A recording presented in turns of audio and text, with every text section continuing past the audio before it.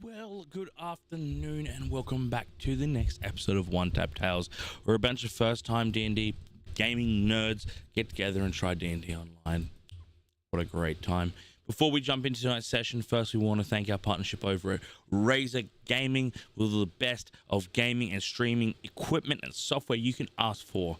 Are you in need of an upgrade? Are you about to start streaming? Are you about to start doing this D&D stuff online and you need some of the best equipment, including the Razer Black Widow V2? Well, get over to Razer right now. I can guarantee you this is the best in the business in gaming, software, and equipment, and streaming too. I used to be using a Razer Siren X USB mic before I did move on to XLR types of mics, but that thing got me from where I was to where I am today. So, Razer in the chat, go click the link, go check out your Razer equipment and get an upgrade today, and that helps the channel as well. Thank you, Razer. Also, our sponsors over at Dubby Powdered Energy Drink. Do you ever get through a session of D&D and you think, man, I'm either not energized enough, or the energy I do have, I'm a bit jittery, a bit funky, and not feeling great? Well, let me tell you, Dubby Powdered Energy Drink is the first in the market of jitterless energy function. Flavors are incredible. This is the Japanese soda, which feels like I'm just drinking a peachy keen monster, but with less jitters and more flavor. And I get a lot out for my costs. I've been smashing these on the regular. I'm about to get a new tub, and it's time for that change. If you want to know what real energy is without the backstops and the backfires of what an energy drink can do, get yourself some Dubby. Exploit Dubby in the chat. Get 10% off using code OneTap. I think it's OneTap or OneTap40. Go check out. Why don't you click the link in the chat and you'll know exactly what you need to put there. But go check it out, get yourself. And again, it is going to help out the channel immensely. Check it out. That is for our announcements at the start. Let's jump back in with our team. We're definitely reading smut right now. I just remember having a drink, but I can't remember if I put my meds in my mouth as well. That's a great way to start. That is. Yes, I'm not medicated. Absolutely. I'm unmedicated. Wunderbar. I love it. Do we have a thief, or is thief putting baby to bed? I am here at the moment. All right. Well, let's show your beautiful face, and then if you need to go, you need to go. How's everyone doing before we do get into it? Good, loving life. Good. Good. What about you, Scally? Yeah, good. Good. All right. So, where we took off from the last bit of a shorter adventure. Oh God, we've got a sub. Oh no, one sec.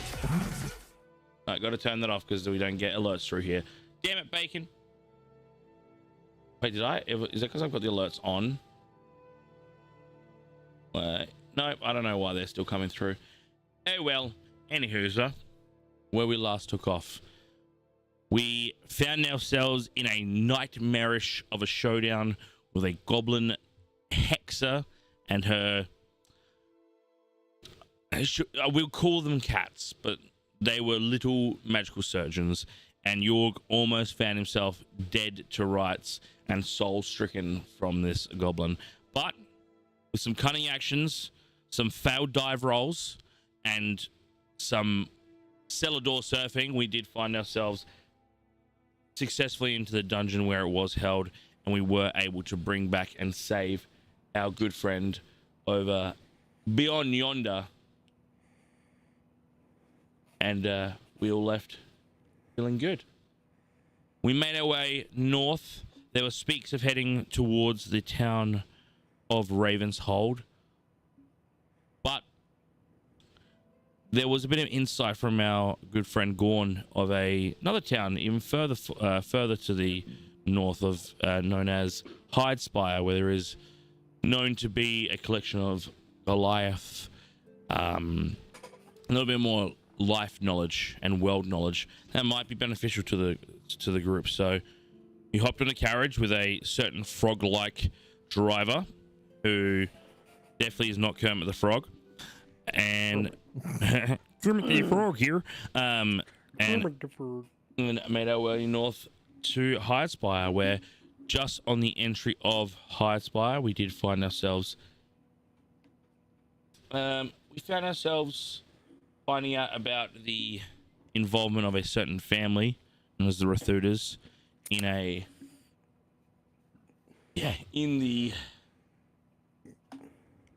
the basement of a lighthouse before entering. But what we are gonna do now, really quickly, is your mic switched? My mic is on my. I believe it's on my mic, on my boom mic. Sweet. No, all Sounds good. like it.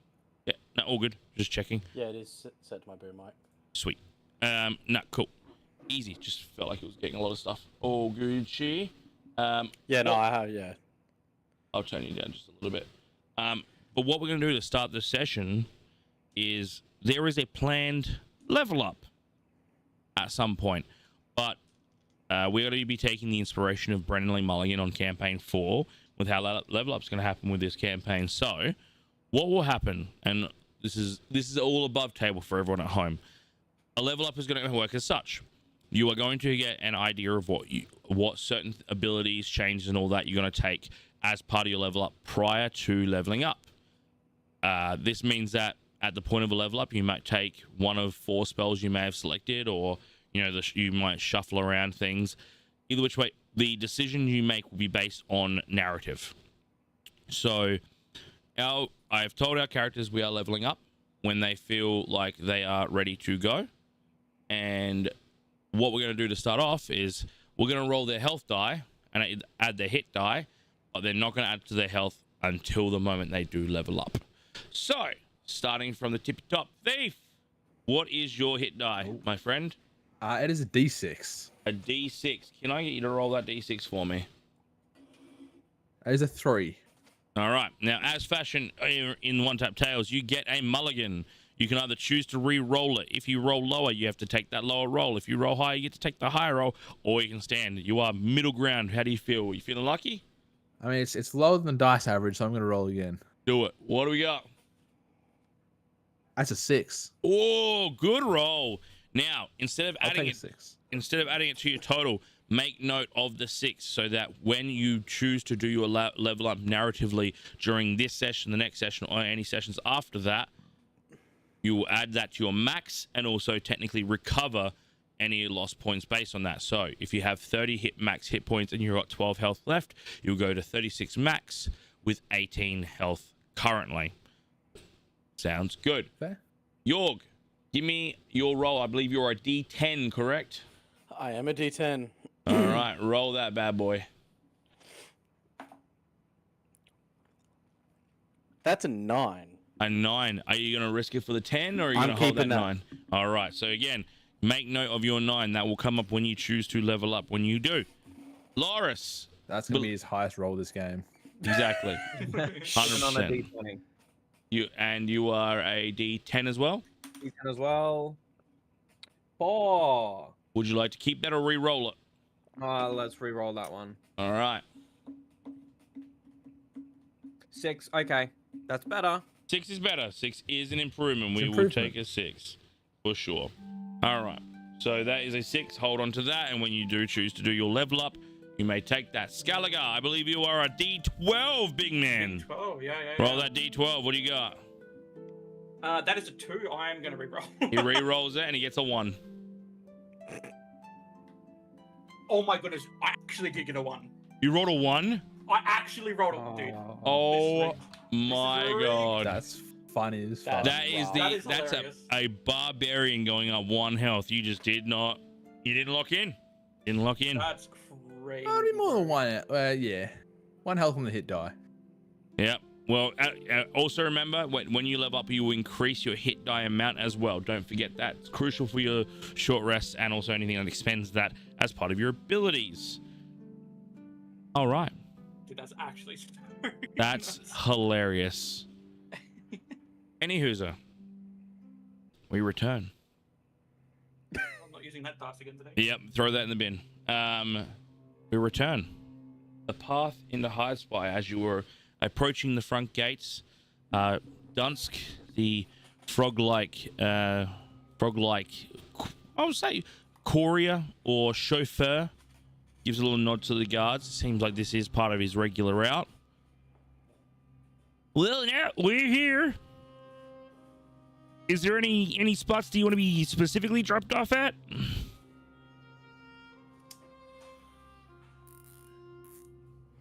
Maybe a tavern.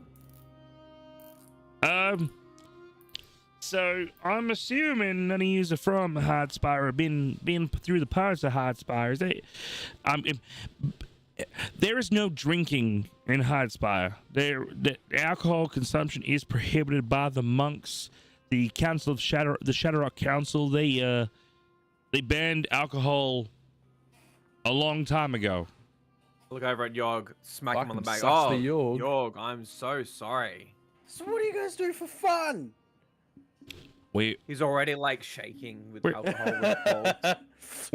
Well, there is obviously the means that is underneath a lighthouse. If again, that place is a little bit more lawless. If you understand what I'm getting through, but again, that's a whole different part of town.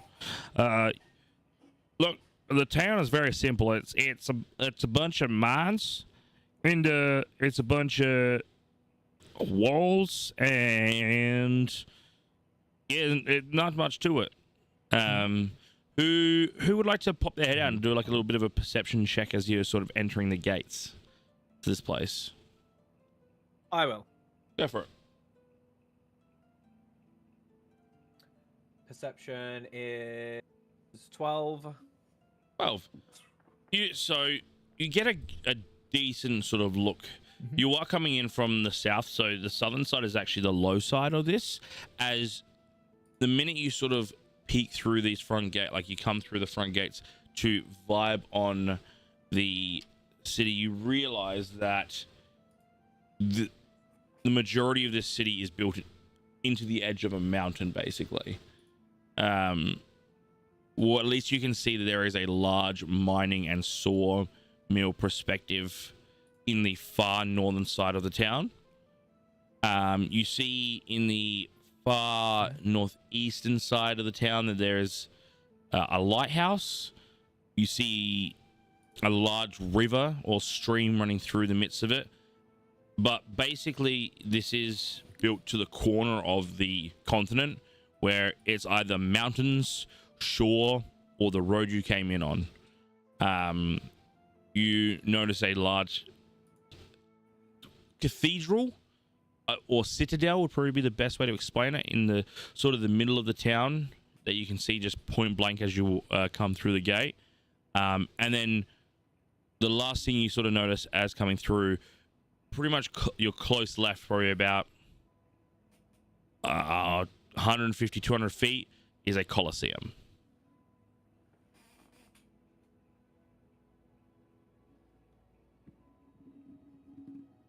Oh, excuse me. So, All right. Well, I can't just sit here. I look back at everyone. Well, what's everyone thinking? I mean, the Colosseum looks interesting. Yeah, I've We got can check Coliseum out. All right. And Dance takes you on his way. The more you go through the town, you do realize it is a large town, but it's not civilian heavy. Like, for a town of this size, you'd think there'd be 10, 20,000 people, but you even in the might of the day, whether it's just you've picked the wrong time to come through the town, you are realizing there's maybe like 2,000 or 3,000. Very spacious. Is very like there's no big clumps of housing that you can really see, but there's still a lot of people that walk around.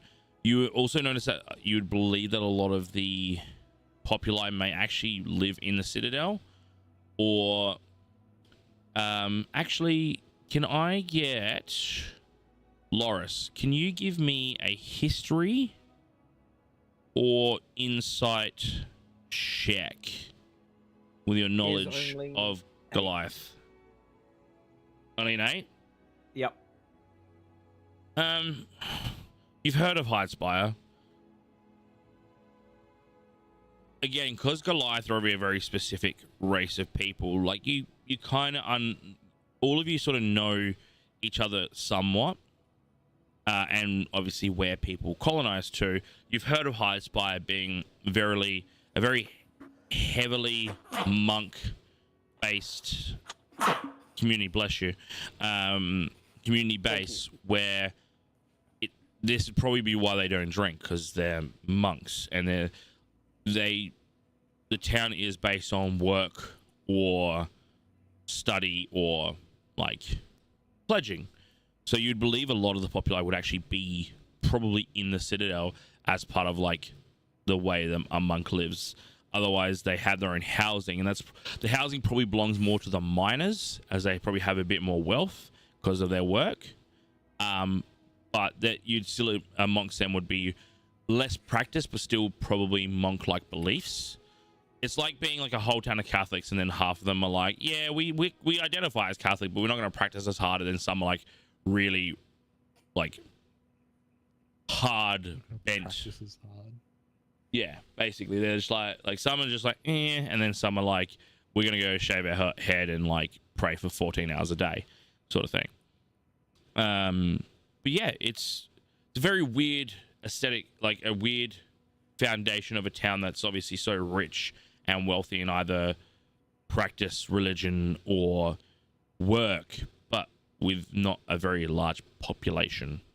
But nonetheless, you do end up going towards the Colosseum at this time. That it seems quiet, but it is late in the afternoon, and from what you can see, there's no active event currently. But it's gonna give me a perception check for me, or an investigation, up to you. Perception or investigation? All right. Yes. Let's see. That is a 12. 12. When you guys arrive, you don't see it at first, but you sort of jump out and have a bit of a gaze at this place. This place is huge, so you're a bit astounded by, obviously, like, again, this being such a massive place. And you do see like a events board, but it seems like the next thing you see in there is it's like an open ring event where basically people can volunteer, or groups can volunteer to, or like attempt to fight what seems to be, I think, 3 gladiators.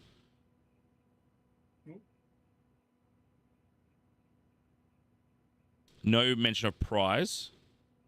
But That was gonna be my question. oh, no, sorry, two gladiators. It's basically take on 2 gladiators, but they are the champions. At the same time. Correct. Someone would also 1v2 assume that or- Goliaths. No, it's whoever on 2. These guys are known for Oh. being the champions. So like there's like no sort of restriction per se. Thief, where? Yeah, give me. Are you going up to the building by any chance? Yeah. Yeah. As you approach, give me an Arcana check. Ooh. It's a 10. A 10. As you approach, you sort of question, like, wow, they're just letting as many people as they want go against these 2 gladiators. Like, how can they just sort of advertise open killing? And as you sort of approach, you do get the feel that there is a strong magical essence to the Colosseum. But you can't pinpoint what that magical essence is.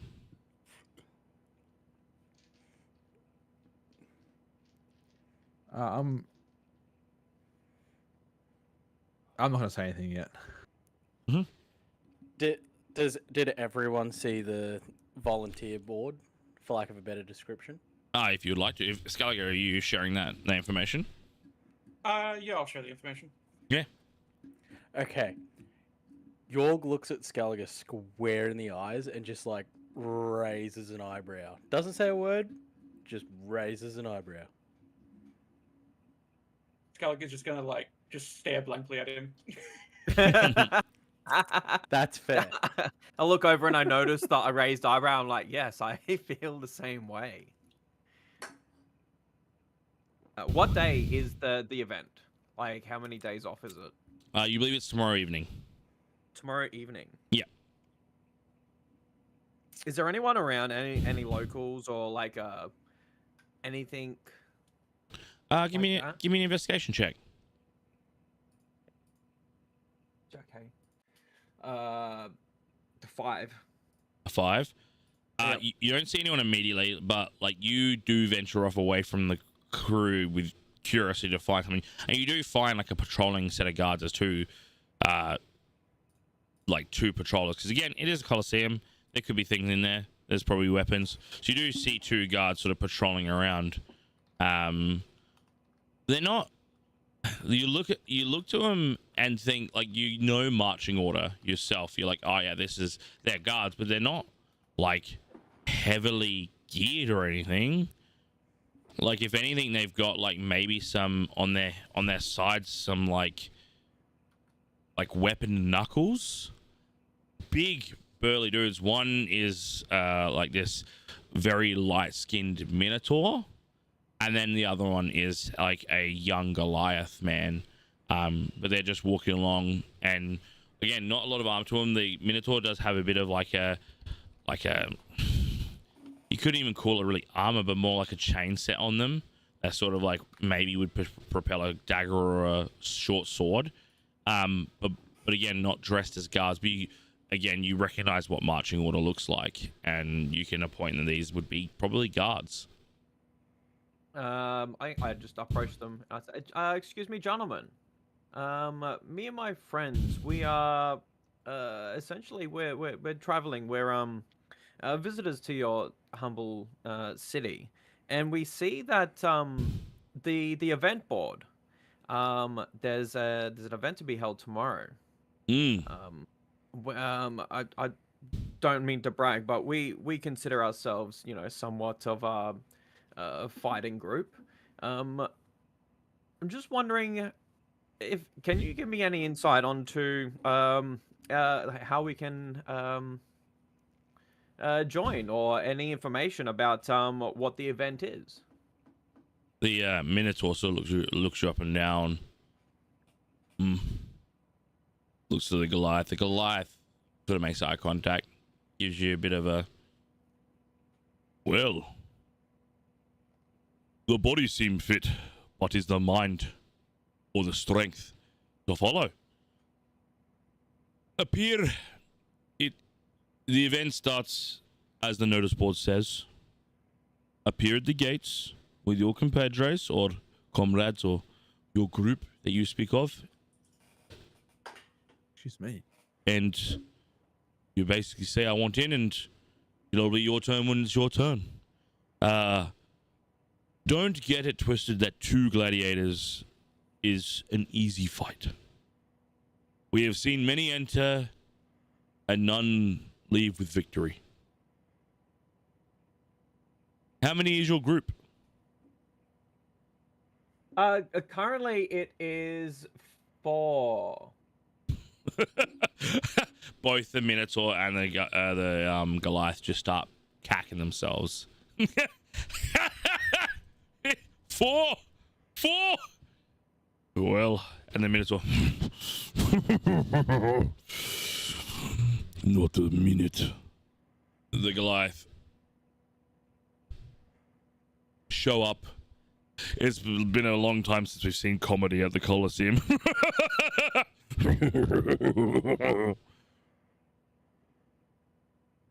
Well, these champions, you speak of them with very high regard. I mean, is there any information you can give to us? I mean, if you think that they're so well kitted that they can take us on. Have you ever fought surely... a mountain? Have you ever fought a mountain? That's a difficult question to ask. I've fought many people on mountains. No. Have you fought a mountain? I just sort of, like, I might be hunching at the moment. Let me just stand up straight, and I stand up to my full 8 feet tall. He just laughs again, just in your face. And last time, just, have you fought a mountain? Like, have I punched a rock before? He just looks you dead in the eyes. Come by tomorrow. And they just push past you. They sort of both knock shoulders to you as they walk past. Oh, thank you very much for the advice. Get some rest. That's gonna be interesting. I'm actually so keen. I'm not gonna lie. Well, yeah, I just go back to the group and guys, what do we want to do? There's a plethora of things we have at our disposal at the moment. We can venture the town. There's the lighthouse, which has an interesting aura around it, or we can prepare ourselves for tomorrow. As Loris is saying this, the rest of you see these two guards. They both look at you and just lose it laughing at you guys. I just look back at like, oh fuck, which Spider-Man movie was it? The one where he gives the snide fucking grin. That became the massive meme. Not too sure. The Tobey Maguire one. Yeah. I know Oh, you mean, the look. Yeah, that when you're he's sitting at the when he's sitting at the bar and he kind of like just turns around and gives the grin and the wink. like the side grin sort of thing. Yeah. The Bully Maguire smile, is that the one? No. It's the best mate. The best mate does it. Oh, yeah. Shit, I'm having such a mind blank now. Walter Franco. Anyway, I essentially just look over at them with a snide ass grin and just flip the bird at them. They sort of gruff and they just keep walking. Can Yeah, Scaliger not so smell food? funny now. What was that, Scully? Can Scaliger smell food anyway? Give me an investigation check. 6. You can barely on the edge of your nose sort of smell the preparings of salted meats, breads, soups, all that. Sort of, if you're looking in the front of the Colosseum, sort of to your eastern way. If you were to look over that way, you would see the Citadel. Can I just start walking over there while licking my lips? Yeah, absolutely. I'm gonna do that and not say a word, just start walking. Yorg follows Gallagher because he's so used to him doing this by now. He just knows this is Porky Pig type shit. Yeah. As you keep walking, you again, Scaliger, Yorg, you do notice this large stone, well put together, very earthy looking citadel, and the doors are wide open. And when I say doors, like 20 foot by 20 foot wide, large gate doors.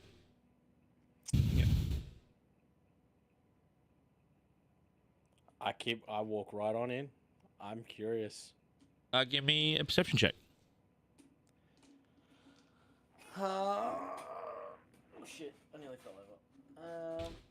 A perception, you say? Yeesh. That is 16 total. 16 total.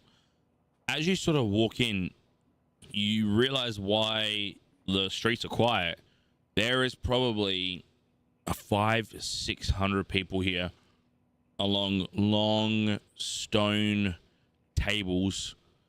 You see everyone is like in a pajama like garb, like very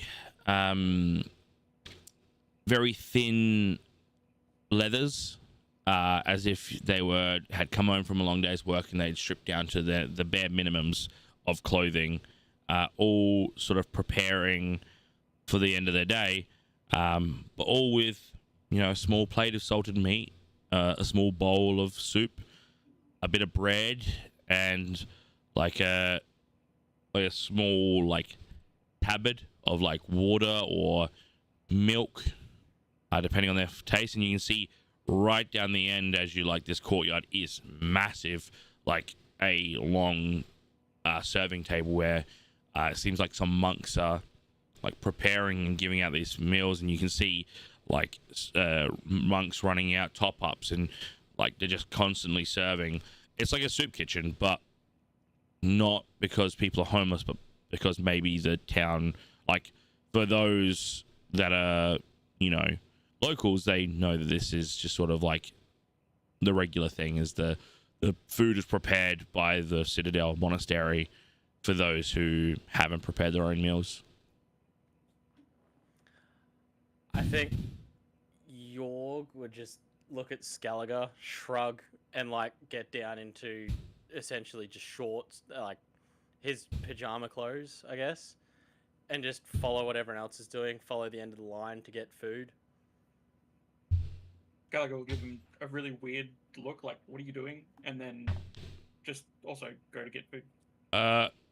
Skelliger, does a 19 hit you? Does a 19 hit me? Yes, it does. And York, does a 24 hit you? Huh?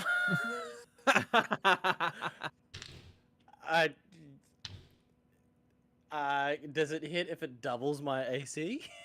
No, it means it misses so strongly. Skelliger, Perfect. you take 3 points of bludgeoning. York, you take 4 as 2 wooden sticks come flying from both your sides, whacking you in the chest. Just a straight hit. Nothing else other than the stars returning to these 2 large, they wouldn't be minotaurs, but they're like bison-like humanoids, who say, "No weapons in the monastery."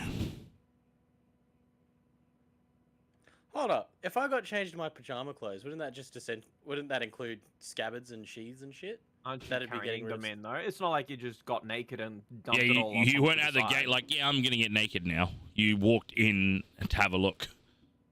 Oh yeah, okay, I'll give you that. That's true. Yeah. So both you get smacked in the chest by wooden sticks and are told to remove weaponry by 2 very large bison-like humanoids. You're just like, yep, I'm not gonna fight this battle, and just wanders over, grabs his clothes, and kind of like walks back out. Is there a place to put the weaponry, or do we just give it to them? You see that there's like weaponry shelving with them. So like they have like storage areas where they basically take any weaponry that's obviously on a person and store it. Yeah. Skelliger's gonna do like the classic reptilian sort of snarl because he got hit, and then he's just gonna hand you sort of weapons over. As you do, you pass over the weapons. The bison. He sort of instead of like this kind of clasp where he grabs like that, he sort of clasps over like this, and he bows down to you just in appreciation. Gallagher will bow back. Lovely. York? I walked out. I'm gone. Nah, not about it. No. Cool. Well, I don't know what the fuck's going on. I just got hit with a stick and told that I'm not allowed my weapons and shit. I'm confused as fuck. I'm So- walking. I see these 2 get hit by the sticks. No, I you don't. hear the guy. No, you don't. Oh, I'm No. not close enough. Okay. You're like they've walked into the doorway, and then like there. So these like there's thick walls to this like courtyard area of the citadel, and they've gone past the walls. These guards would be like basically standing with their backs to the walls, and as they've passed the threshold of the gate, that's where they've gotten hit. So you would not Okay. see that. Cool. But Skelliger, do you want to press forward? Yeah, I'm just gonna go forward and grab some food. Any type of food doesn't matter. If I Yeah, absolutely. You wait in line like a bit because again, there's a lot of people, but you're fortunate enough like a lot of the people have already been served, and you sort of walk up and you see this halfling serve you up some salted meat, a very conservative share, and then next there's like a small tabaxi in like robes, a pass you a bread. Each time, each one of them is giving you that bow, the soup, and then the last one is like an older dwarven lady. She's like, milk or water? Skellige will reply with water. She just ushers over to someone that's actually by a well, actually like bringing up fresh water to a well. Give me a perception check. Perception check. Oh. Oh. 21. 21. When you look over to the water and you're like, oh wow, that's fresh water. That's crazy. And then in your mind you go, well then where's the milk? And you actually do spot, like, through one of a smaller gate in the far distance, you see two people. One of them is milking some sort of cow, while after they've done milking it, the second one actually starts to either like prestidigitation or like some sort of magic to purify it of any of like the chemicals or like the bacteria that's come from the cow to make it drinkable, and that's being brought out as well. So everything is as fresh as it can be. You can, again, knowing, like, seeing these monks, you're like, these are people of the earth and the elements. They do it by the intended plan of the planet. But you get this nice tabard of water. And then you are basically ushered to find yourself a seat. After seeing the water and the milk process and stuff, Skellige's gonna have like a sort of a very obvious sort of like, oh, that's pretty good, sort of an expression as he goes to find his seat. Give me on that, like, give me a perception check. Another one. Yeah, give me another one. Or insight, up to you. That's a 12. Insight or perception? Perception. Perception. You do clock that a couple of people notice that and realize that you're definitely an outsider. But from what you can gather, there's not a lot of like dismissalness or judgment, but notice nonetheless.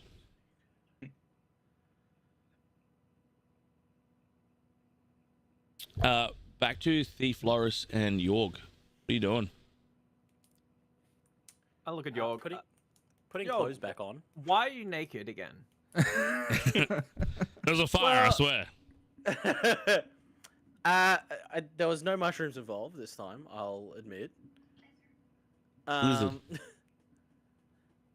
No, there was just lizards involved. Lizard. Lizard.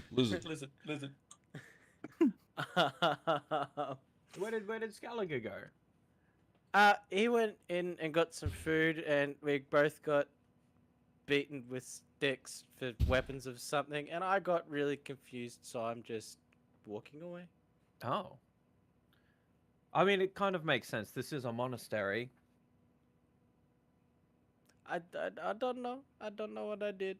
I thought I got rid of all my weapons. Apparently I didn't, and I got hit with a stick. Look, you probably deserved it. I will put my foot in your nuts. Nah, you would enjoy that. No, you would enjoy that. The bruised balls. Anyway, so is anyone actually watching Skellige now? Is he just like... Scallige's Just wandered off and he's doing his own thing. Unsupervised. Well- He is completely completely unsupervised. with that. This is a conversation we're actually having with each other. Yeah, legitimately. And Skellige, this food is delicious. It's a shame that the portion is so small, but you understand that obviously everyone is being fed here. But the food is very tasty and it's very fresh. Yeah, like looking around, I think Skellige's just gonna like be really self-conscious for the like first time in forever and just start nibbling very lightly at the food, slowly getting through it. You actually see a small half-elf child at the end, and it's like, such big teeth but little bites. So Skellige notices that, yeah? Yeah, absolutely. She's not. He's just she's gonna not do that creepy at all. same smile he did on the caravan up here. He's a Big toothy grin. big toothy grin. She looks at you. What's your name? Skellige will reply with his name. Hi, I'm Rosie. You're not from here. Skellige shakes his head. It's nice to meet you, Skellige. Have fun. She just goes back to eating her food. Skellige will go back to nibbling again. All right, back to the others that are still trying to figure out what the hell their life is about. Yep. Yorg. I mean, I see no guards. I'm assuming they are inside. What did they say to you? No weapons. That's it? No weapons? The audio that I heard was for whack, no weapons. Okay. Okay, I'm going to take out my longsword +1, my normal longsword, my javelins, my shield. Are you My like. How are you holding all this? Are you a personal it's armory? all- What the shit? I'm going to hold them with I- my 7 arms of Vishnu. So yeah, no, like they're still sheathed, so I've got like it's laying across me sort of thing. I'm just holding it like firewood essentially, and Yeah. I go to walk in, and I look over to the left, I guess, and I just ask the guard, is there somewhere I can put my stuff?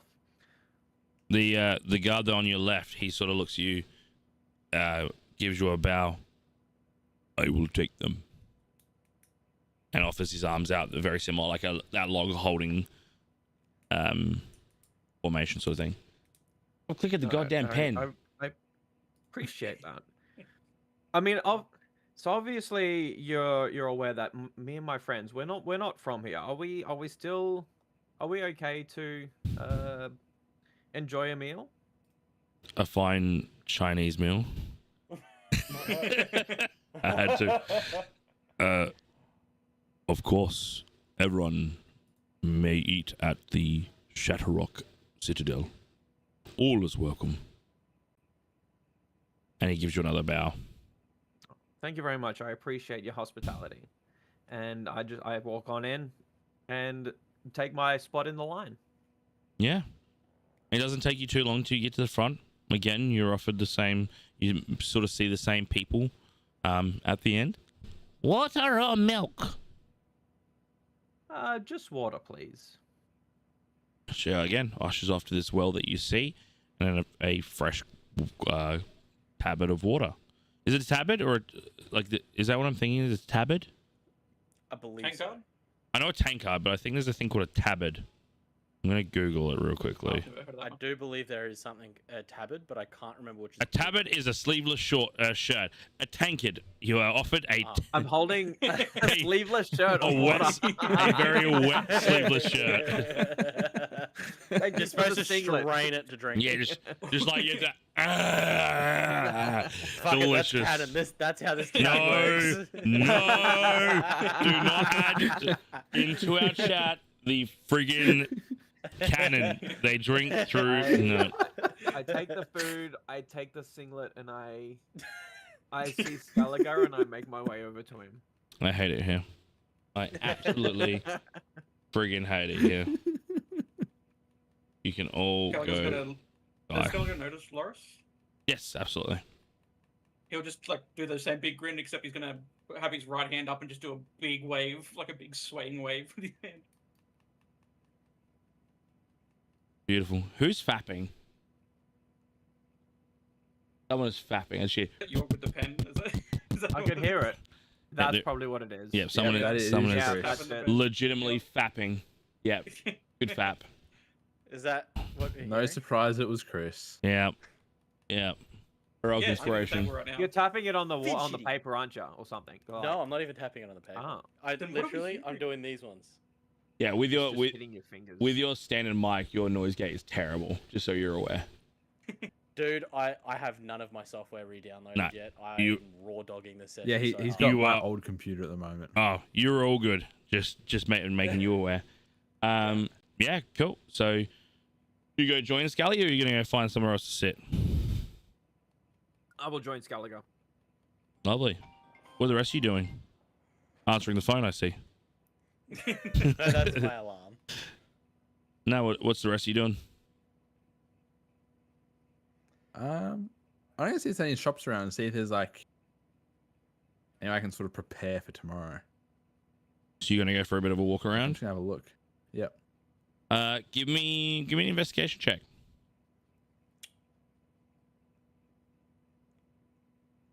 Investigation is an 8. An 8. It's not. It looks quiet. You get the idea that once dinner service or this service is being provided by the Citadel starts, the town closes because a lot of the town make their way to the Citadels or make their way home to their families. So you're under the impression that everything's closed.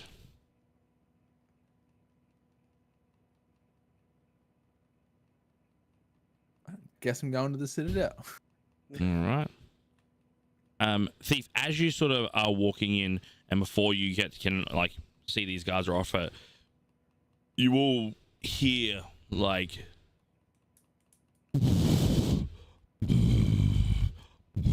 the ground is shaking beneath you. And as you do, you all sort of look towards the Citadel, and above where that table is currently serving, you see 4 large Goliath monks appear. Welcome again. Praise be to Uzudan for our sustenance, our spirits, and our lives. Everyone just sort of ohms for a second. And to our past, and to the Savior Khan Hun Tok for giving us life and opportunity. We bring feast, we bring festivity, we bring life. Om, everyone. Om.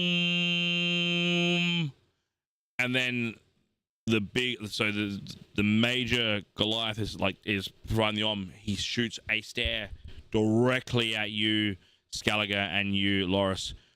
And to our visitors, enjoy our food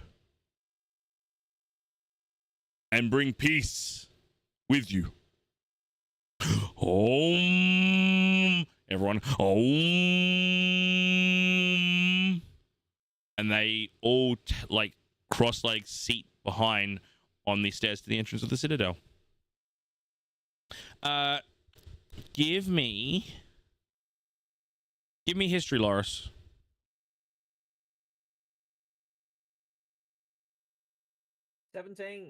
17. You are aware of this main person. Again, Goliath's no Goliath, because you're not just wandering around every which way. This is Crag Shadowrock of the Shadowrock Council, one of the descendants of the Shadowrock Council. So probably just the next step in line that's taken over the Shadowrock Council, which is basically, again, the sort of power of the town, but not only that, sort of the Master Oogway or Master Shifu of Hidespire Monastery. You wouldn't have a personal connection, but Goliath clans and Goliath groups know of each other.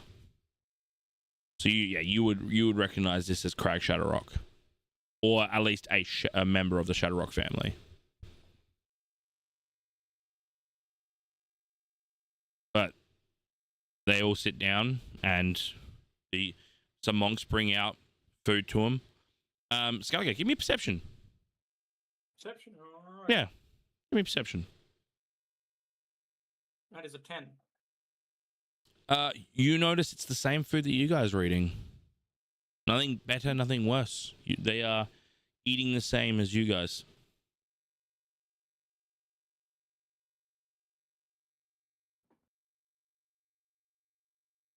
Thief, Go. you coming in? Yeah. Yes. Perfect. Go, Scully. Oh. Scully, go. I was just gonna say that Skellige is just gonna be like sucking the bone dry. That's what she said. Okay. I fucking swear Well to done. God. Love it. Well done. Thief, yeah. So you're gonna head up for some Yeah, food? I'll take all my weapons out and pass them to the You guards carry and then weapons? enter. Super quick. Yo. I do actually. How would you accept Turrell me trying to plant a weapon on him after he got rid What? of his weapons? Yeah. Give me a sleight of hand. Thief, give me perception. I'm using me fancy die. I'm using me lucky dice. I want this to go right. I want this to go well for me. I think I don't see it, but Yep. I got a 5 total. I do see it. I got a 6. Yeah. Oh, no shot. You're No shot. what type of weapon are you trying to sneak onto Thief? Well, the only one that I really can is my Morning Star. So you try My to backpack. Thief, you see this, but not only that. And then what's your AC? Mine. Yeah. 12. 12?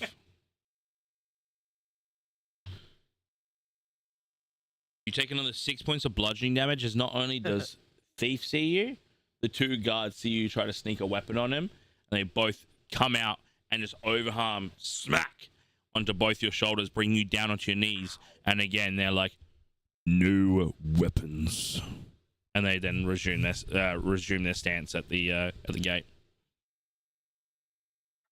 Ow. Thief, how covered are you? I still have a cloak on. Good to know. Good to know.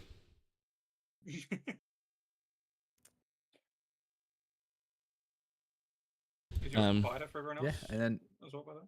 Yorg's quiet. Yeah, it seems quiet. Yeah, I think he's effing with some things. No, I literally just turned my input volume down so you wouldn't get so much of the. yeah, I you appreciate turn that. it too far down. Bit That's too right. far down. I'm just turning him up in Discord. I He's can going to adjust adjust him in Discord. Yeah. Yeah, Just for Thief. now. Yeah, I'd rather that. It's just easier. Otherwise, it just sounds Yep, like you're fapping every 3 seconds. Yeah, That doesn't Thief. help. I'm bouncing my leg. Yeah, I'm getting in line for food. If that's still happening.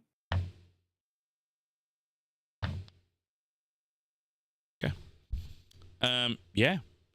You sort of walk through, offer the same things. You're an old lady. Water or milk? I'll take the milk, please. Give me an insight check. It's not milk. I'm it's not rolling sperm. well today. That's a 9. You get given a tankard of milk, and you look around. Are you offering the same alert, Scally, Uh, to same Thief what? that you're there? Oh, yeah. You're off to Big ol' see. smile and the arm wave. Yeah. Then yeah, I'll go make my way, find Take him my away. way over to Scaliger and Loris. Yeah. You find a seat next to him, and you've got all reins to eat. Again, you all feel very welcome here.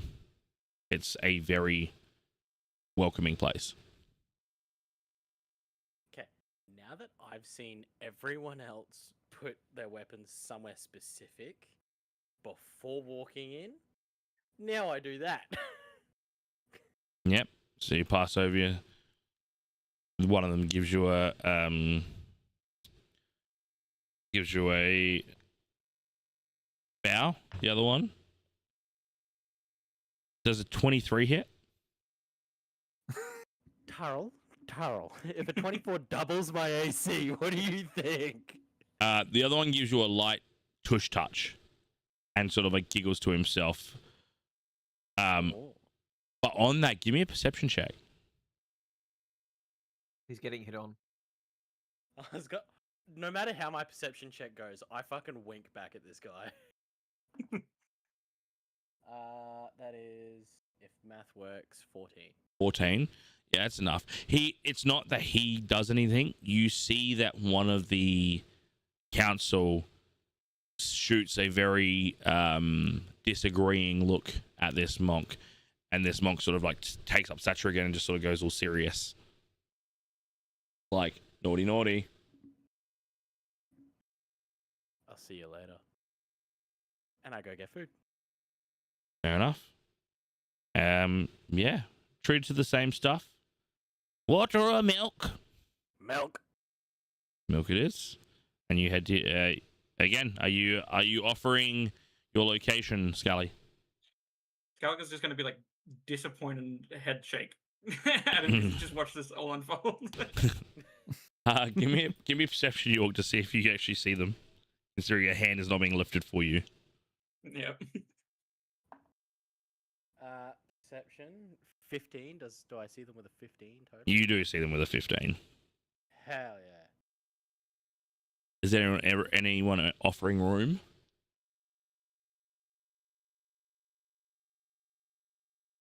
I'll try and suppose I'll scooch over a shuffle little over. bit. Yeah. All right, then make room for you, York.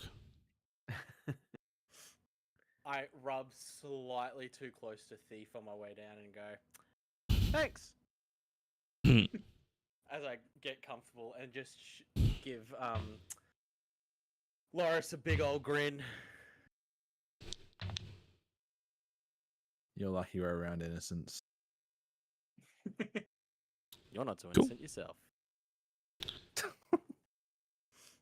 While eating, everyone roll a d20 for me. No additions. Oh no. Straight D20, we get my... Oh, wait, no, that's not good. That's not a good one this session. Okay. We'll try this one this session. Are you sure no additions? Yeah, There is just no shot. a standard. Natural 20, isn't it? No. Natural 1. No. It's... Okay, I'm being a little bit over dramatic, but it's still not great. All right, what everyone get? 4. A 12. 13. A 9. Loris. After digging in for a little bit, you find a strong yet softer touch on your shoulder. And you realize that one of the monks is not up where one of the council members is not up where they were. Hello. Might I ask your name? We request you and your group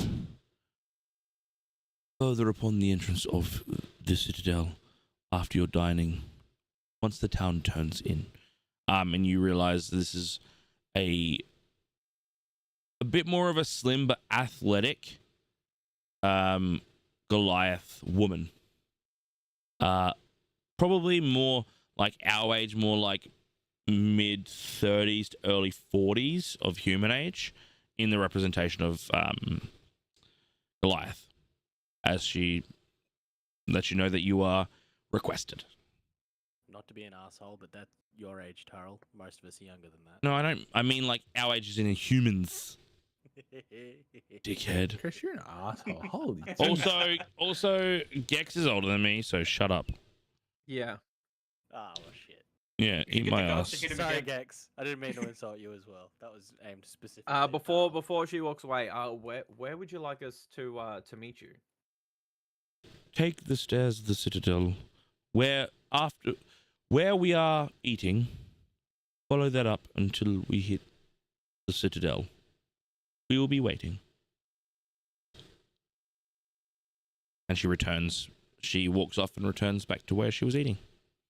She's referring to the steps that she's sitting on. Basically, take those up once people start to clear out. Do any of us see her walk away?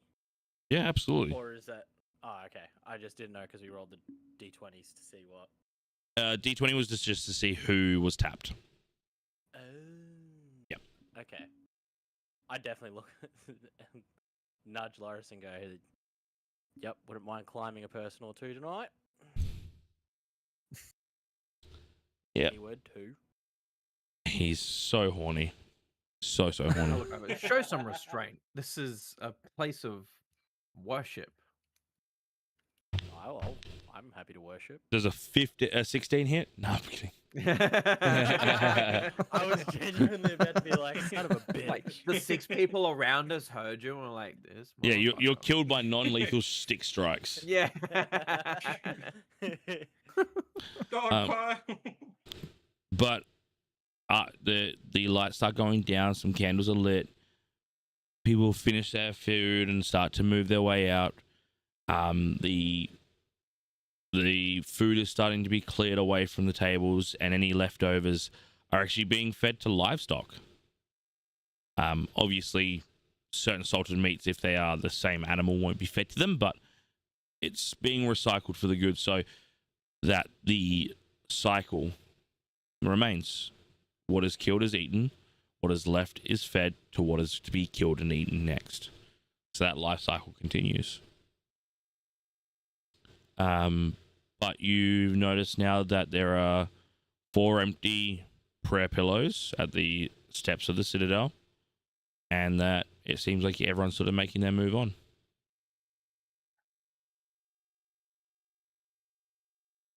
So, do we all know that we're going It's up to Loris. after? Okay, cool. Yes, yep. So after they've walked away, because we've had a little bit of time, so I was just approached, I'm assuming, by one of the lead council members.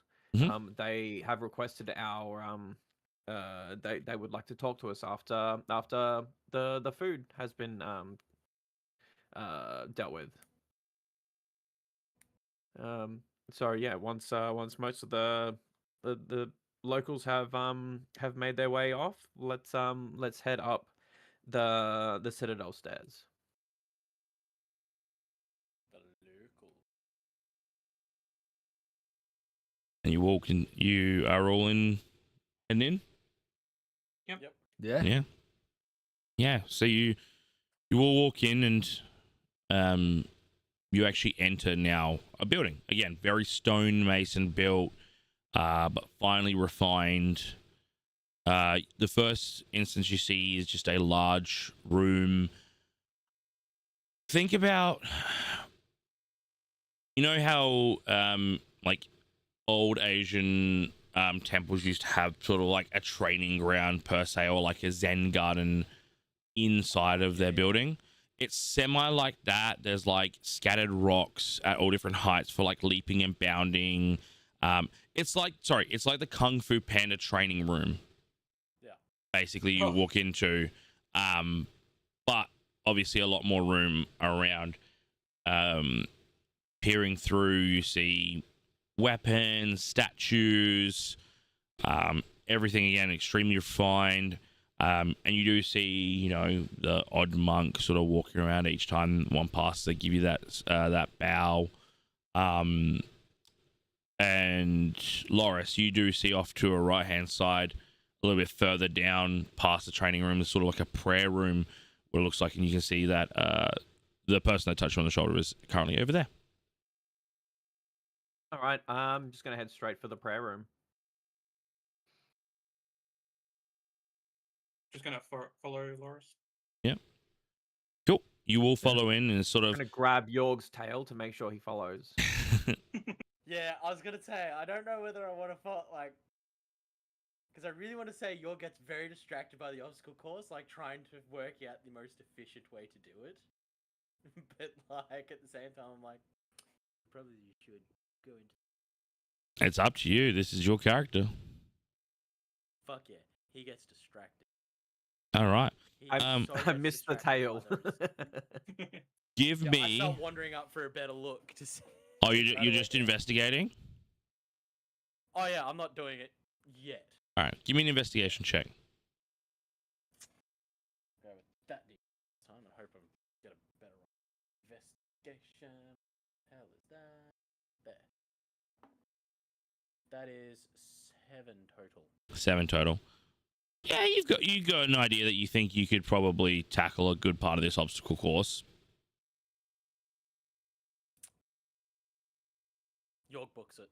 Cool. He has to give it a go. Give me acrobatics with disadvantage because your examination was terrible of this course. That is a-okay with disadvantage. Disadvantage acrobatics. Where is that? There. That's 5 total. Oh, you take 6 points of bludgeoning damage as you absolutely eat shit. Worth it. You fall off of one, smack your head on one of the rocks, fall onto one of the spinning kung fu mummies, and then smash onto the floor just like buckled in pain.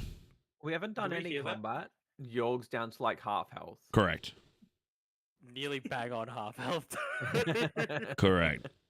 I have been pretty much hitting max damage on you each time as well. What? Yeah. Be nice. It's been like a 3 and a 3 and a 6, and I rolled 2 d4s and a d6. No.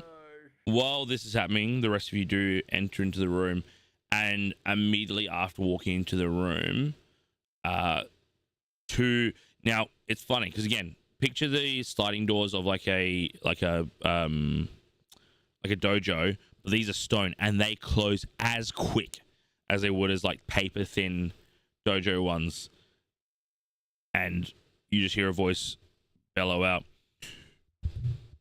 "We have provided you the provisions you didn't think we'd ask to why you are here." And sort of out of the shadows pops Crag at a rock.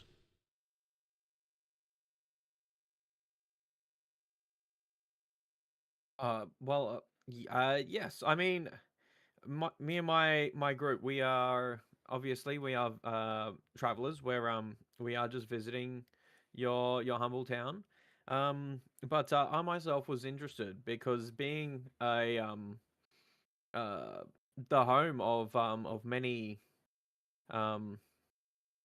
Goliaths, being a Goliath myself, I was very interested in finding out a little bit more about Goliath heritage. He sort of in the midst of that, he sort of waves a hand at you and says, "Obvious is the insight of a knoward. To those who do not know, nothing is obvious. What clan do you come of, young?" Well, I my surname is Quake. But as for the clan, I'm afraid I could not say. I do not know. My grandparents, my great grandparents, we have been part of we're military personnel essentially. Our background is very heavily governed by the military that we serve, or the crown that we serve. Give me an insight check. 16.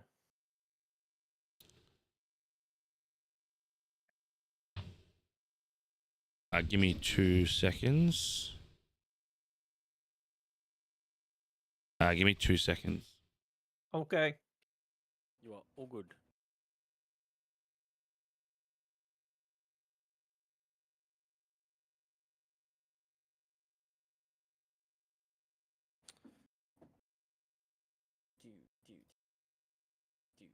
Sorry, I'm sign languaging to my wife about where my daughter's Dorothy the dinosaur is, and I just don't know. You can see that the minute you mention military, there is he feel like it's disheartened and like a bit disappointed.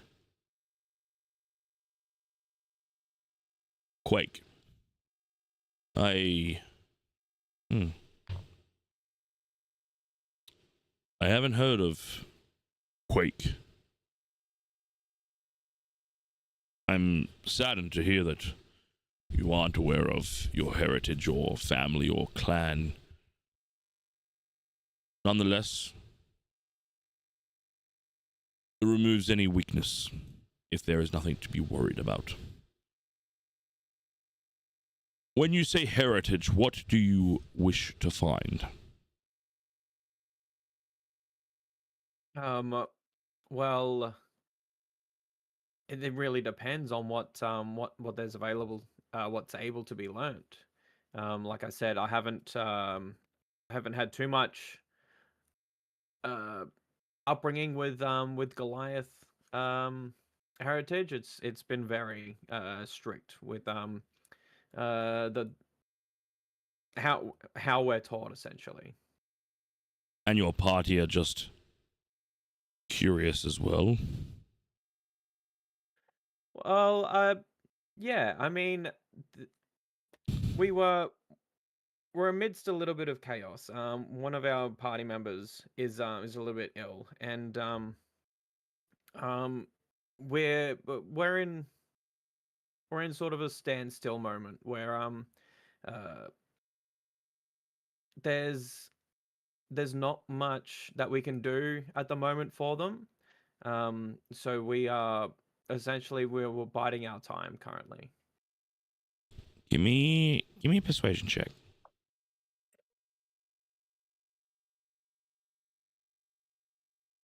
12. You will not find much in the ways of aid from out of the walls, but heritage we are rich of. Not Goliath per se, but heritage nonetheless. There's not much difference between Goliath and person other than size.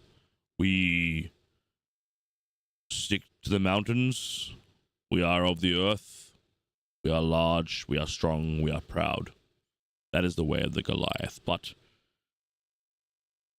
we may be able to venture through the halls of him later, and I can provide you heritage of Hidespire if that is any insightful. As we are proud here. That's been made quite aware with the way that the Colosseum has been set up. But yes, no, I that would be very appreciated if we could. Absolutely. Myself and Yara, I believe you met. We will take you through the halls of him. And to the rest of you, would you like to follow? I see that one of yours is trying to be of our way and isn't that successful. That was gonna be my next question. Am I in the room? No, you're still out No, there. I was gonna say I thought I was still on the floor in pain. Give me also a perception check with advantage because you're actually in the course right now. A perception check with advantage. Yeah. The two big boys and hope I get big numbers.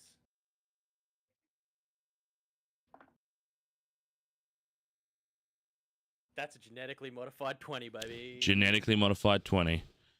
Yeah. You see that woman offering water and milk glide through this course like there is no tomorrow. Just doesn't even look like touching the ground on every step. Is able to maneuver everything, and her body moves like water does through the clearest of streams and is able to get through this course with no hesitation.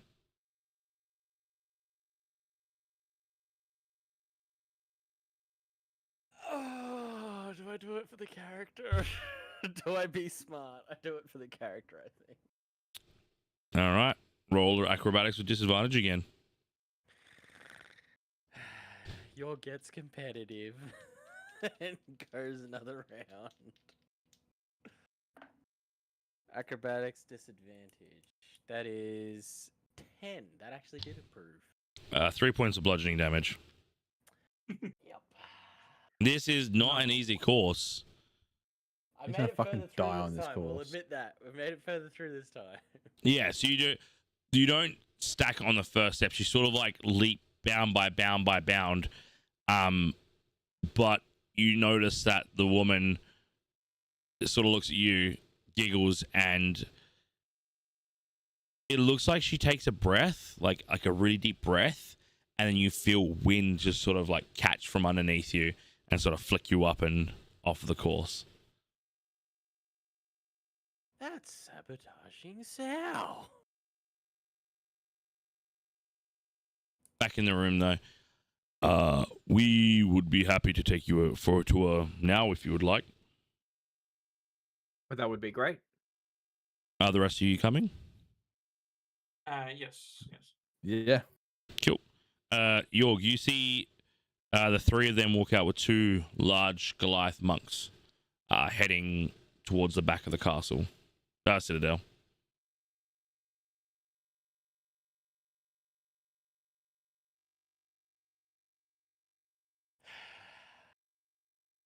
I notice Yorg not with us, and I say, "Come along, Yorg."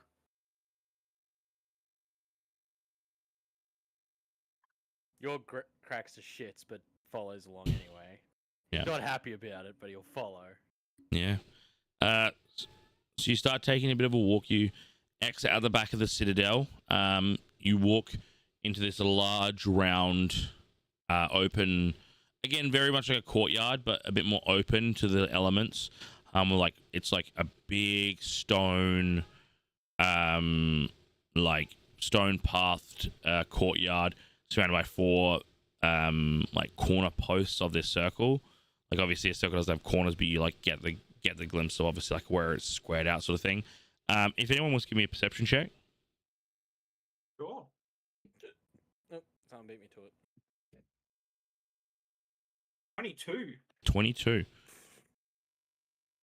Looking at their, like, you sort of looking around, and then you sort of catch a glimpse of the ground there, Scaliger, and you see that there is markings all over the floor in this place.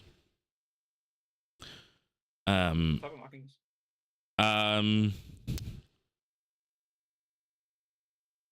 Give me an Arcana check. Oh well, here's where I'm gonna fail something. Let's see, where even is it? Oh, so. Oh, 17. These are glyphs. You don't know much about glyphs per se, but you have seen glyphs in your time, especially in your training.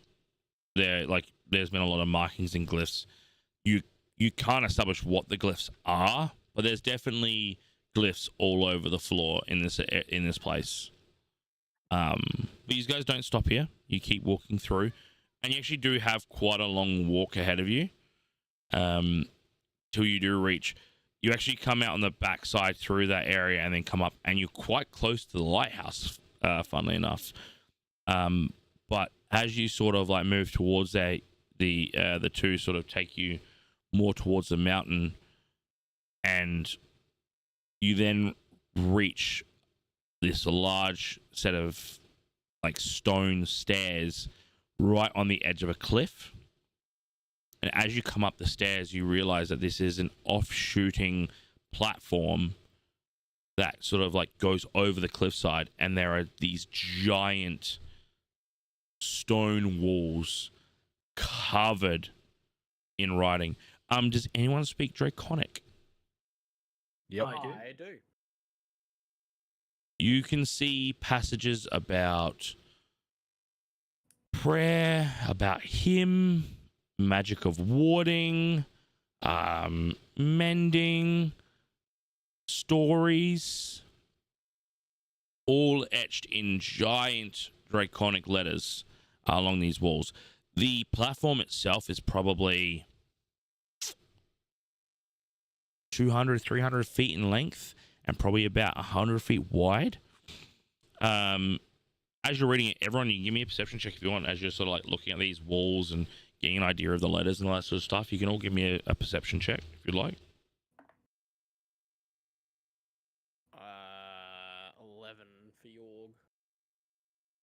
8. 9 for Loris. Steve? What was the perception? Yeah. Fucking 11. For the two 11s, as you're sort of reading, you do look up and you see that each of these like blocks of rows are sort of connected. So like basically each of them are connected at the top, but they still are their own sort of rows. And then it's like every so often there's like a hole in between it. So it's another platform above these that you can see, where obviously all of these are attached. So structurally, it's a very strong building, considering it is obviously, you know, it is an outdoor situation where there is, like, you look up and there's stars, but in itself, it is still reasonably enclosed, but structurally very strong. Crag speaks up. Welcome to the Hall of Him. These are the tales of our ancestors, stories of our beginnings, the wardings that protect us. Anything you need to know about Hydespire, about the monastery and the monk, the Shatterrocks, is all here. Here we hide no secret, and no secret is hidden. And if the Hall of Him were to fall, Hydespire would fall.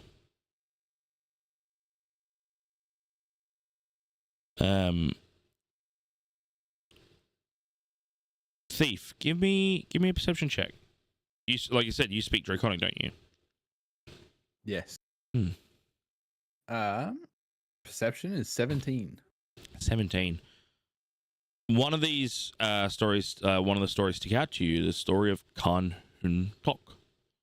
How do you spell that? So Khan, middle name Hoon, last name Hoon? Yep. Last name Topk. Khan Hun Tok. The P is silent. Cool. But it tells the story of, or mythology of a dragon, a large, I believe it was a ancient silver dragon. And one day, the ancient dragon, just roosting upon a mountain, noticed this community of Goliaths and others of monk nature, of community and the basics, you know, lived off the earth and the plains. This was many centuries ago, and made friends with these people in exchange for food. One day, the mountain that he was living on erupts as it was a concealed volcano. And before any of the rocks or the molten could hit the townspeople, Khan Hun Tok offered his stomach as protection and offered everyone to climb into his mouth. And after the eruption, the rocks, the landslides, Khan Hun Tok sacrificed his life and was covered in rock and molten while the community lived in his stomach, and created community, created mining material, and managed to mine their way out from the body and from the mountain, and created Hydespire. Is that why it's called Hydespire? Because dragon hide? Are you asking someone? That's blatantly says that, me as yes. a player asking. That's not Thief. I'm not going to tell you about how I make things. What do you think this That's is? a bit on the head there, isn't it? It's not hide as in like the hide of an animal. Hide as in like HYDE. Yeah, I know. Yeah, I don't know. Jacqueline Hyde. Yeah, that kind of hide. But yeah, you read the mythological story of Khan Hun Tok. Crag actually sort of throws an arm over your shoulders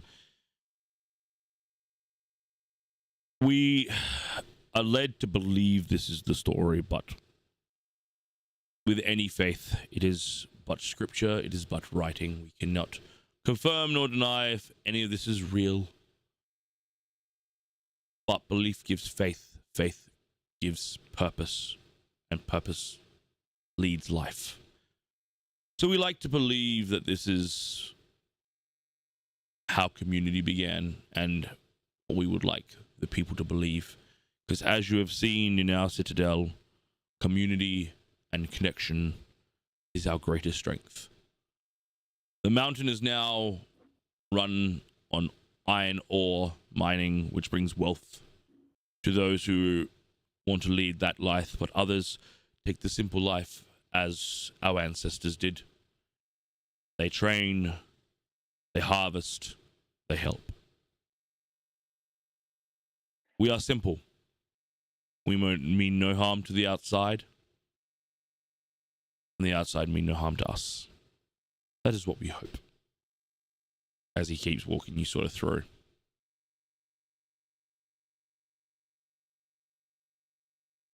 Can you give me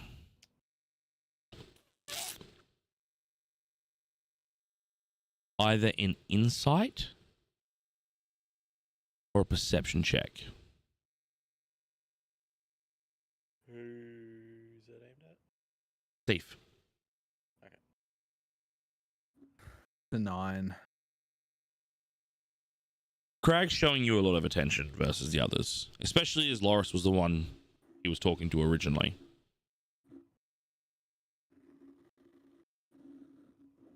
Favoritism. Yara walking close behind the rest of the group. We believe simplicity is the true connection to the earth. Of course, the gods gave us our lands, our sea, our skies, our wind. But we believe in the elements, not those who give it to us. Religion is structured destruction. We believe simply in what we have and what we have been given, and we make it that we respect it and provide for it as it provides for us.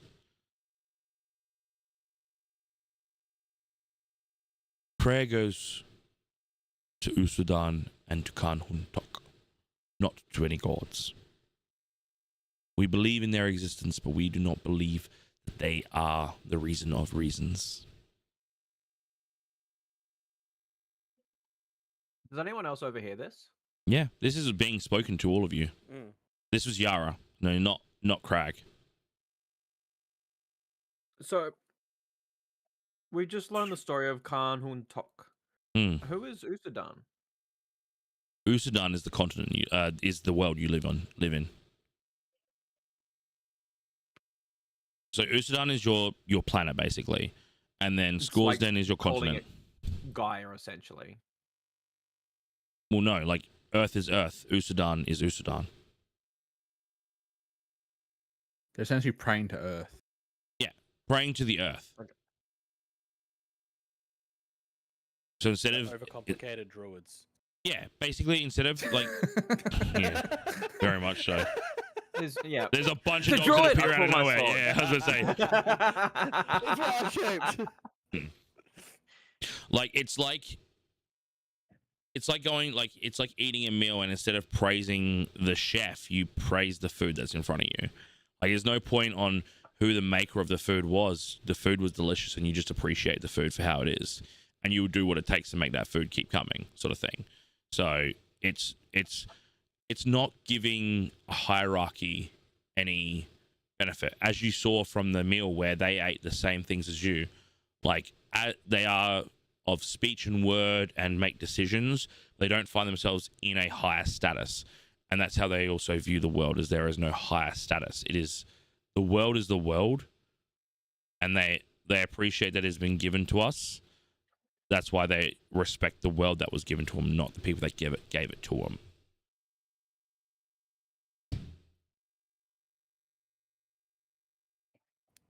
Which I think is a pretty cool way to look at things. I don't know about you. is pretty good lore. Hmm. You did well.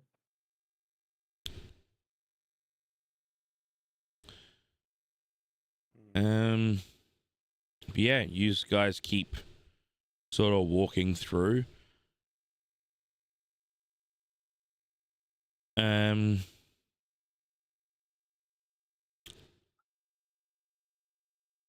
Anyone can give me a perception check here. I will. That is a Hanson didn't 14. get a chance. A 14. Again, you're just sort of like scanning through all the scriptures and stuff, and there's mentions of all sorts of names, and you know, there's again warding spells. So you believe that maybe this whole place is sort of surrounded by like a certain ward, so that like provides less destruction. There's mentions again of dragons, and the again also taking into consideration that this is all scriptured in Draconic instead of like any sort of Goliath language or Giant, not even in Giant. That this is very much a place driven by a strength in dragon, basically.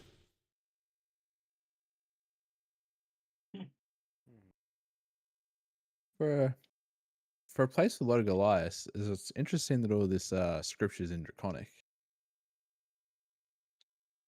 We tend to believe our praise to Khan Hun Tok is the only level of hierarchy we can really believe in, as Khan was a creator in death. There was no creation to overwatch, but creation in sacrifice. So in that belief, without Khan Hun Tok, there would not be us. So our ancestries very much followed on the draconic path and did what they could to protect the draconic way.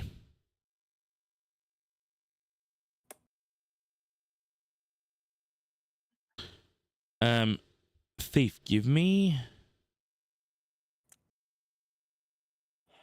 an Arcana check or a perception check. It's up to you.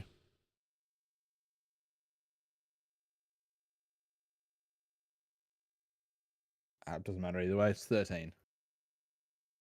Pick one. Arcana. Arcana. Your tattoo is not stagnant right now. You can feel it internally. There is like a power of draconic here. There is connection. There is pure connection to dragon in this place. And your tattoo is definitely not stagnant. It is active in this place. You would feel that any magic you would use would be empowered in this sort of place. And you feel like maybe even the people have that sort of connection. Don't know why.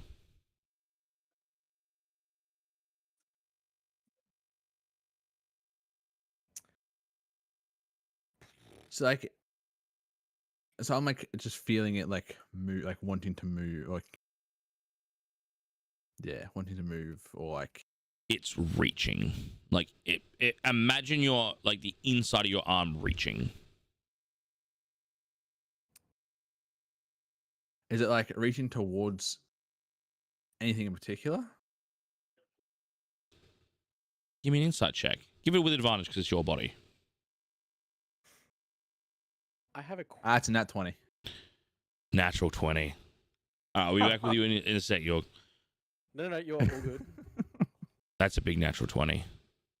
It is on a really like pointless roll. Your tattoo, your insight, you dive into it a bit more. It wants out. But not out in the sense of like, I'm going to leave the arm, and like, it wants out. It wants to be seen. It wants to be felt. It wants to be connected.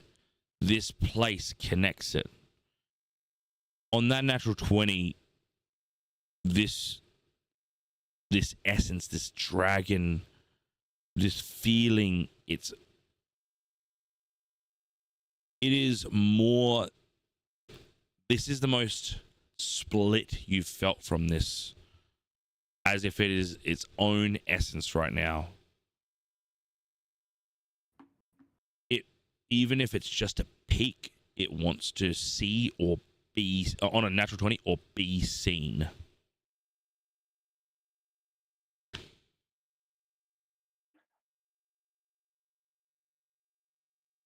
At that point, I'm gonna lift up my sleeve How far? to like to a point where the tattoo is like showing. So like if it's like as far up my shoulders will go.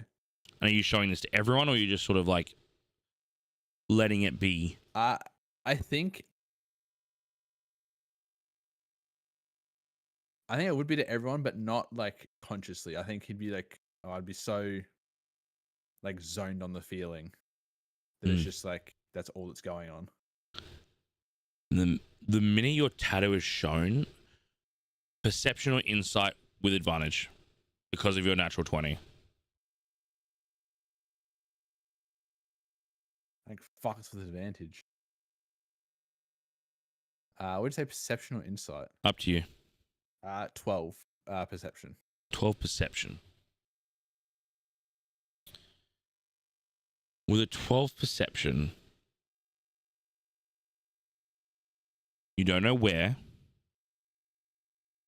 and you don't know what from, but you hear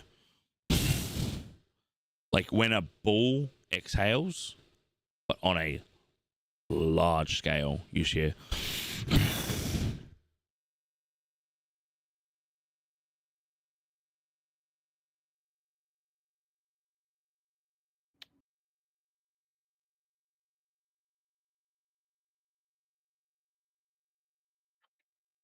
I don't keep that noted.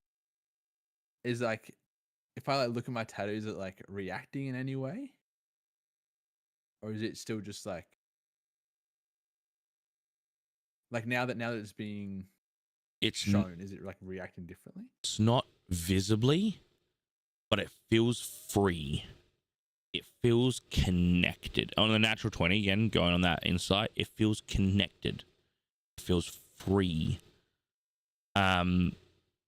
If you want to dive into the tattoo again, you can with another insight to maybe either guide you to something or... I am. Just normal roll? Like insight. Insight, yep. Wow, that is a 18. 18.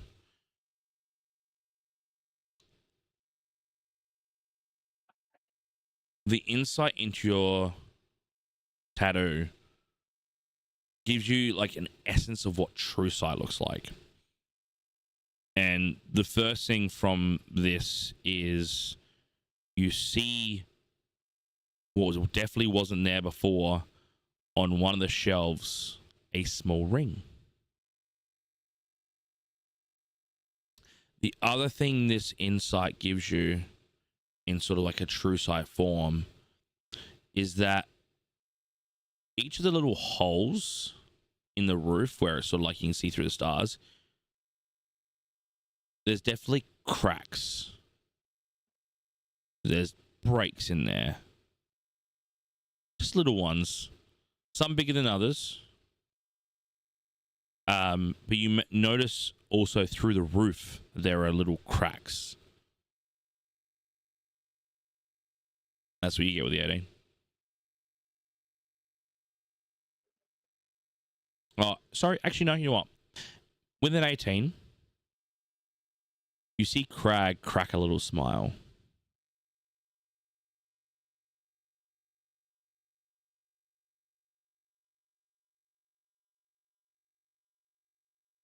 I'm gonna walk over to the shelf and ask Craig about the ring.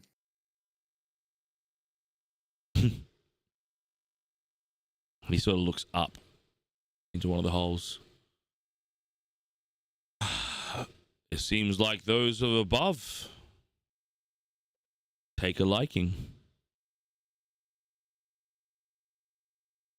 I haven't seen the ring before, but it seems to have found you.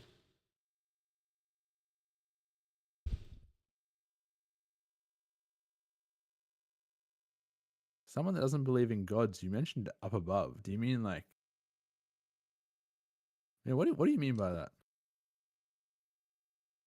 He just laughs. Give him give me another insight check. Why not? Insight of perception. It's up to you. Oh fuck. 5 perception. 5 perception. He just sort of laughs, and like he patronizingly pats you on the shoulder. Those above.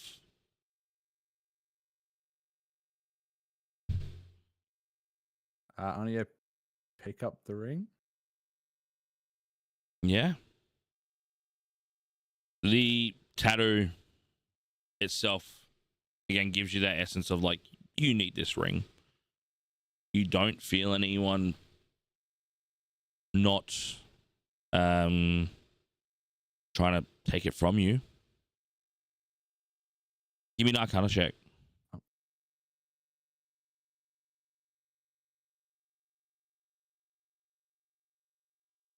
5. It's a ring.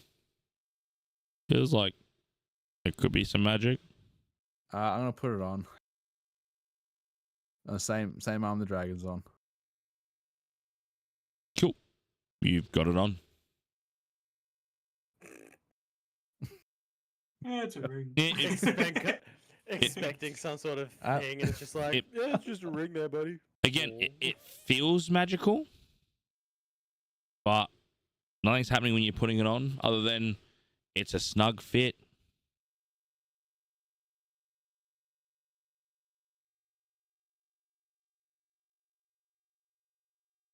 Like Poe from Kung Fu Panda when he opens the scroll and it's like it's blank. Yeah. It's blank. But yeah, give me another. The when the ring goes on, give me a perception check. Another one. Another one. Oh, we got hope. Oh. That's a 17. 17. Hmm. Again, you hear that. That one. You get the feeling that came from above you. I'm gonna look up. Is it like? Do I see anything like through any little holes or anything? Give me a perception check. This one's gonna be really hard. This will be a high DC. Ooh, what'd you say? Perception. Yeah. That's 21. 21. He was not expecting it. 9 plus 10. You don't see anything.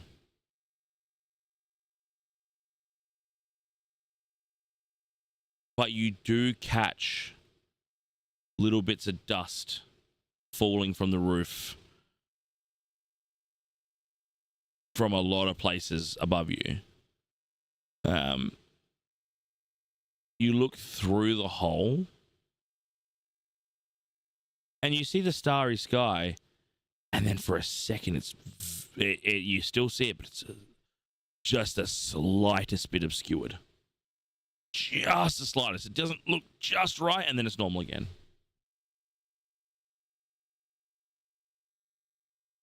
I want to ask Craig what's above us and see, like, I want to mention. Craig, what's above us? I'm hearing what sounds like breathing, and it sounds like it's coming from above. Give me a persuasion check.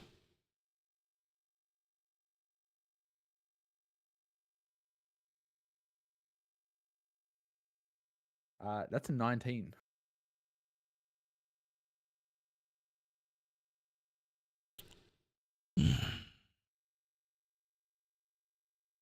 We call him Hirowa.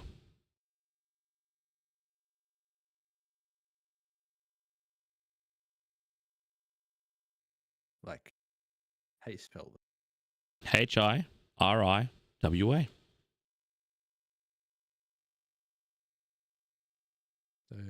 Who is Hirawa? Or what is Hirawa? He protects the halls of him. He protects Hidespire. Other than that, he rests. We don't really see Hero too much.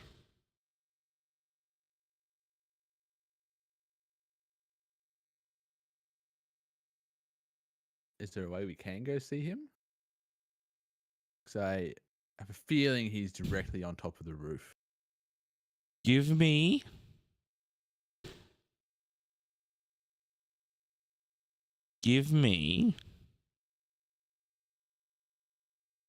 persuasion or animal handling. Animal handling will be at disadvantage. It's going to be persuasion. It's an 11 persuasion. Crag's going to give you the help action as he sort of looks up and Hirawa. So roll with advantage. Persuasion is a 17. You will see this. You see the fronts of these shelves like little tiny cracks and dust comes down. And you don't see anything at first until a shimmering cloak starts to dissipate away. And you are staring in the face a giant, ancient silver dragon. It's a big boy. Your tattoo goes crazy.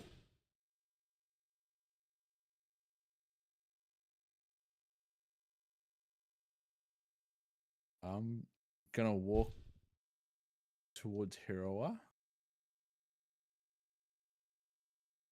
and ask him if it was like, were you the one that gave me the ring, or were you the one that presented the ring? In common? No, in Draconic. Definitely in Draconic. Give me a persuasion check.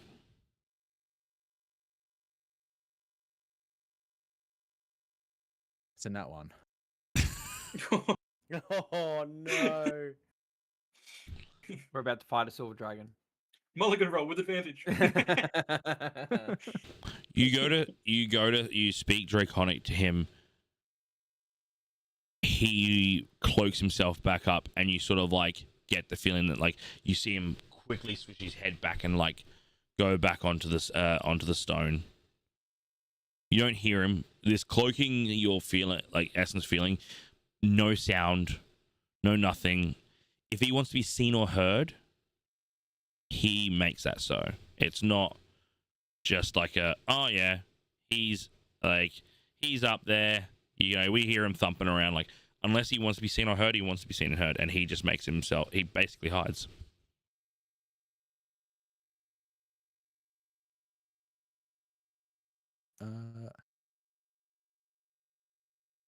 Hero, I feel like I have someone that wants to meet you or has a connection to you, and I'm gonna like When you turn so like you start speaking, Crag puts a hand on shoulder and says, "That is enough."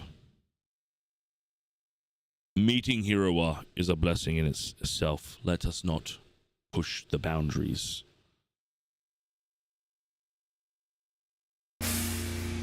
Ah! Quickly, a big shout out to Zen Gmo with the rate of 2 people. Appreciate you. One second, I've got Discord muted because I'm gonna lie. All right, cool. You were saying? You were saying? I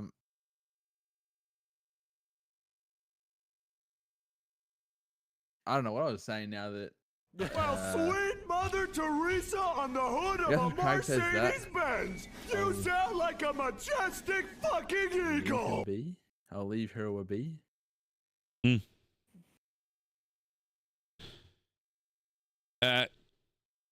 You do get the feeling though that it was a gift.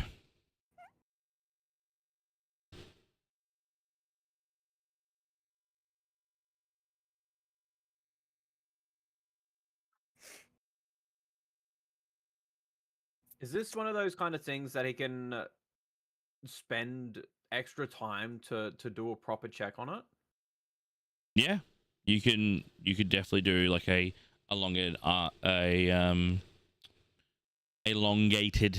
Arcana check.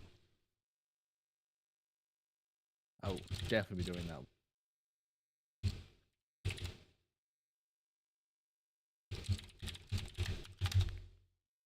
Well, it is getting late. I believe that rest is required.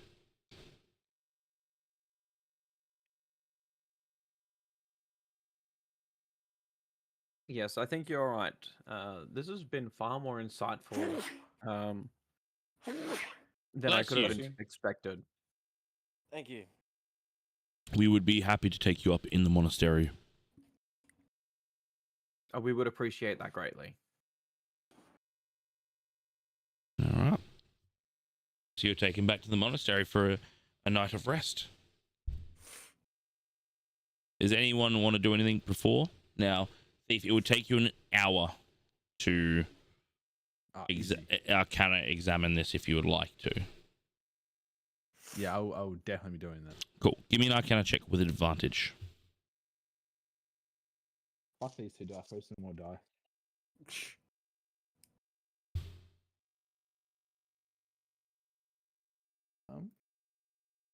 It's a 16. 16, you say?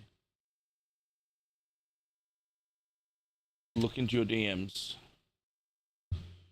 I'm a looking. I'm looking. Poker face, poker face. You attune to this. He is now cursed. He gonna die. If you would like me to share, I'm happy to share, but if you want to keep it to yourself, we can keep it to yourself. Nice and Jimo. His chromatic orb is now even more broken than it was before. Can be. I'm gonna keep it to myself for now. Okay. There's no shot I kind of half-winged it vaguely. With a Very, smart-ass comment. very vaguely got the idea of, like a somewhat That is idea. fucking Yeah, hilarious. very vaguely. Yeah. That is hilarious. The one thing just I want you to realize, Thief, is it needs to be called before. Yeah. Yeah, just cool. Just making sure of that. But Chromatic orb is now more chromatic. that is, you are now attuned to that. With your long rest, you will be attuned in the morning. But yeah, make sure you track your uses. I will. It's not super broken. It's just a good little magical item to have. It is. It's not super broken. Meanwhile, Mr. Min-Max over here is going, oh. It's actually like. Yeah, it's not that bad. No, it's a little buff. It's an uncommon. That gives you a bit of an insight. It's an uncommon item. It's nothing crazy. It's a little buff, and Yeah. even then, the buff could not happen. Ooh, it's Chan. Anyway, you are all taken in. Yeah, what would you like to do? Are you going to take your night's rest? Yes. Yes. I take night's rest. Yep. You will Yes. take on a long rest. So yeah, take on the applied effects of a long rest, please and thank you.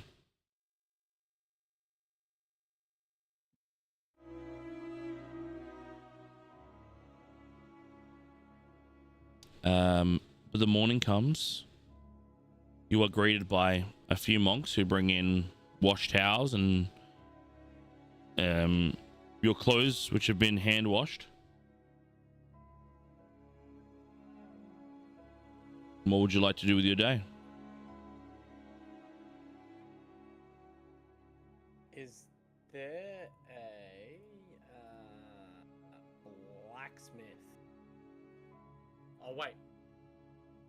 Yeah, no. Blacksmith first. You give me an investigation check. All of a sudden, there's not a blacksmith within 1,000 kilometers. Hmm. Why would there be a blacksmith in the Investigation. Iron Mine town? 6 total. 6 total. You ask around a little bit before someone lets you know that it's a general store of, there's different, they sell different, like a bunch of different things. It's called the Iron Stance, and it's run by Master Kazuk Stonefane. If you wanted to hop past there, but yeah, that works. they're a blacksmith, leather worker, and just a general store as well. Dope. I want to go there. Cool. You want to head for the Iron Stance? Mm-hmm. Cool. What are the rest of you doing? I think I'd probably just follow. Yep. The rest of you? Could I say that obstacle course? Yeah, go for it. Are you gonna do like an investigation check, or are you just gonna go send it? Raw dogging it. I think I'd like to approach it in sort of like a, oh, that's cool. And Yeah, then just attempt. go for it. Give me acrobatics with disadvantage. Acrobatics disadvantage? Yeah, you are not known for being nimble on your feet. Not athletics, acrobatics, okay. Acrobatics. Well, that's not good. That is an 8. You take 2 points of bludgeoning damage as you trip over one of the rotating staffs on the ground, which Can I trips you up. quickly ask, how soon is a break coming up? Because I'm about to piss my pants. I can just quickly run off. Yeah, you just go for it. You run off. I'll be back in a moment. I think Scaliger will attempt one more time. Go for it. So Give, now- give me a disadvantage again.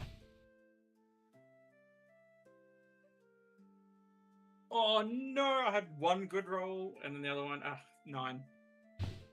1 point of bludgeoning damage. You kind of get your footing a bit better this time, but you still just don't manage it. This is designed for monks. Like, this is a dexterous monk type shit course. So no run-of-the-mill warrior is going to jump onto this and just be able to absolutely nail it. First go. Nah, fuck, I'm gonna go do a Charlie course as well. All right. Give me acrobatics with disadvantage.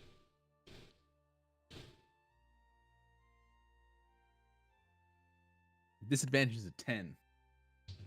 You take 3 points of bludgeoning damage. Ah. While you're doing this, Jorg, you arrive at the Iron Stance, run by Master Kazuk Stone. Yes. Hello there, traveler. What can I do for you? You wouldn't happen to fancy letting go of some gold for some steel? What kind of steel are we talking?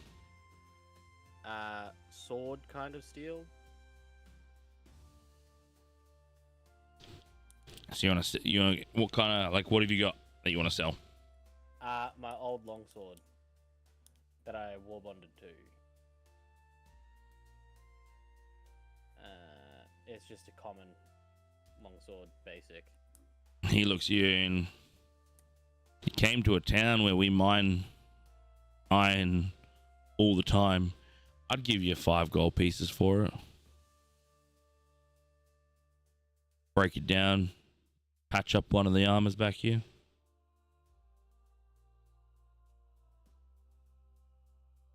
Oh, that's actually more than what I was expecting to give him. Same.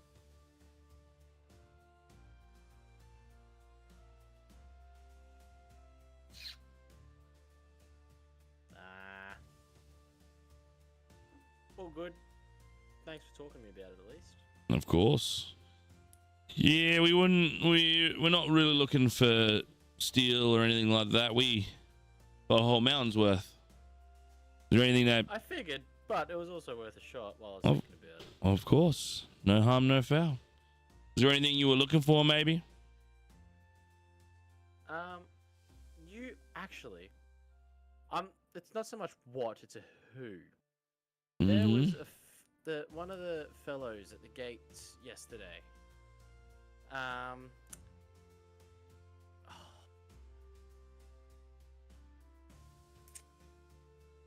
would I describe him? Loris, you were also rocking up, weren't you? To the Shop. general store, yes. Yeah, you were also here. Yep. Loris wouldn't have seen the guy wink at me or whatever. Or No, like one, give me no the- one winked at you. He just smacked you No, in the no, butt. yeah. No. Shit. Never mind. Well, I got wares and goods, daily use, magical, anything you're needing. I'm good, cheers. I don't really need much. What about you, big fella? Well, I'm not very magically inclined, but it never hurts to have a little bit of assistance when you're in battle. What kind of magical items do you have? Well, we got your run-of-the-mill potions here. We got potion of healing, potion of climbing, some potion that helps you feel a bit stronger, potions that make you be able to run through some rocks and stuff without being too difficult, a potion that will do some massive amounts of damage to a building, and another potion that will make you versatile and able to be running around, or if you're looking for weaponry, got a few little relics among these.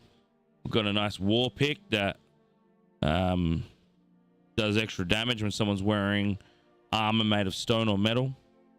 I've got some braces that if you try to dodge away from someone, you actually, the next time you get hit by something that's like a hammer or like a pair of fists, it won't do as much. I've got a little chisel here that I've heard that if you hit something made of stone or the earth, that it lets out this mad echo, which can be a bit deafening, but also can makes you pretty versatile when dealing with masonry or stone cutting.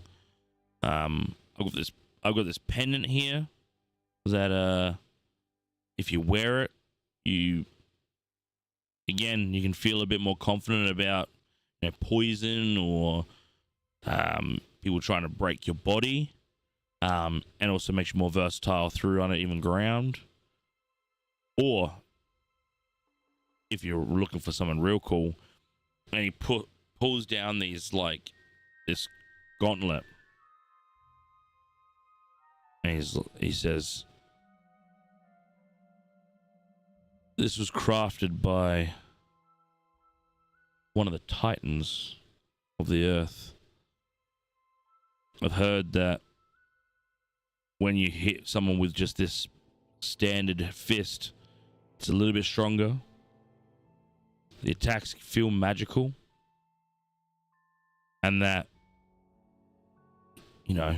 once in a day when you hit someone, they immediately fall to the ground if they're not strong enough. And the shock of the earth adds a little bit more hit to them. It's pretty cool things I got here." You'd say those gauntlets would be pretty good at holding. Holding what? Holding these nuts. I give you permission to hit him. He puts on the gauntlet. York immediately runs. You want to say that again? I am gone. I'm not saying another word. I'm I was incredibly gone sorry yesterday. about my friend. He wouldn't fit in around here, I don't think. Oh, I don't believe he would. Okay. Let me ask you a quick question. Hmm. What do you know of the gladiators? Oh, they some big rock and sock'em robot types. You think we're big? Nah. They there's a reason they're undefeated. Because I asked one of the guards about them at the Colosseum, and the only response I got was, "Have you ever fought a mountain?" Mm-hmm. Would you mind elaborating? And do you think there might be anything of your wares that would assist us if we were to take on the Colosseum challenge today? Give me a persuasion check.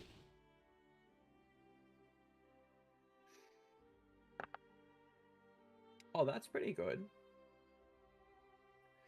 At 18.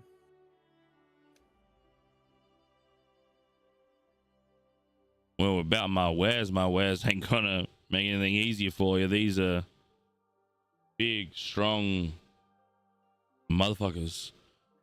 That's all you need to know. They're big, they're strong, they hit hard, and they hit a lot.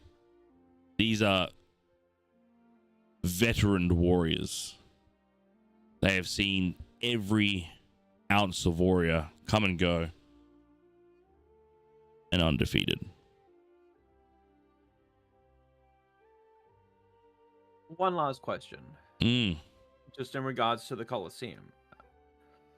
Do people die fighting the champions? It's not a fight to the death? You could say it's a fight to the death, but no one actually dies.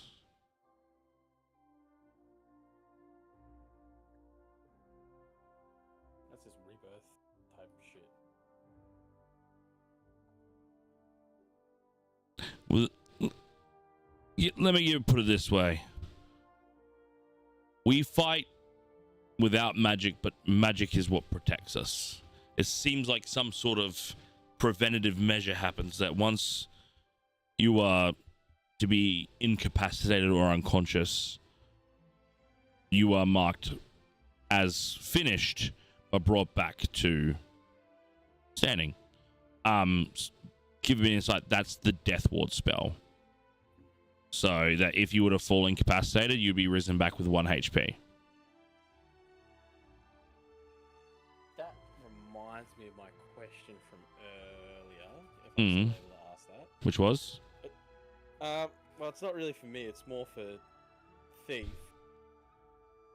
If his tattoo was going so nuts inside that room, would it have been a progression that it slowly started going nuts? Like as we entered the town, it was like, oh yeah, whatever, and then by the time we're in that room, it was going nuts. It was in the halls of him.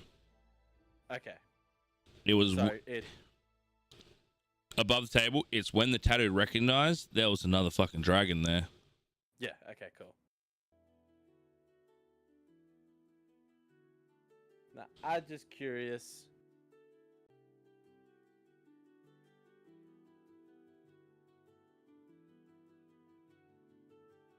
Well, of those items that you just told us about, I guess there's a couple that piqued my interest. The not the gauntlets, the arm braces. Mm. What firstly, how much are you looking for? I'd say a measly 750 gold pieces. Amazing stuff. What about that gauntlet that you threatened my friend with? Now that's a pricey little gambit. That's 3,800 gold pieces right there. But I'll tell you what, big man. If you can beat the gladiators and yourself still standing at the end, I might be able to part ways with this thing as a gift. A gentleman's bet.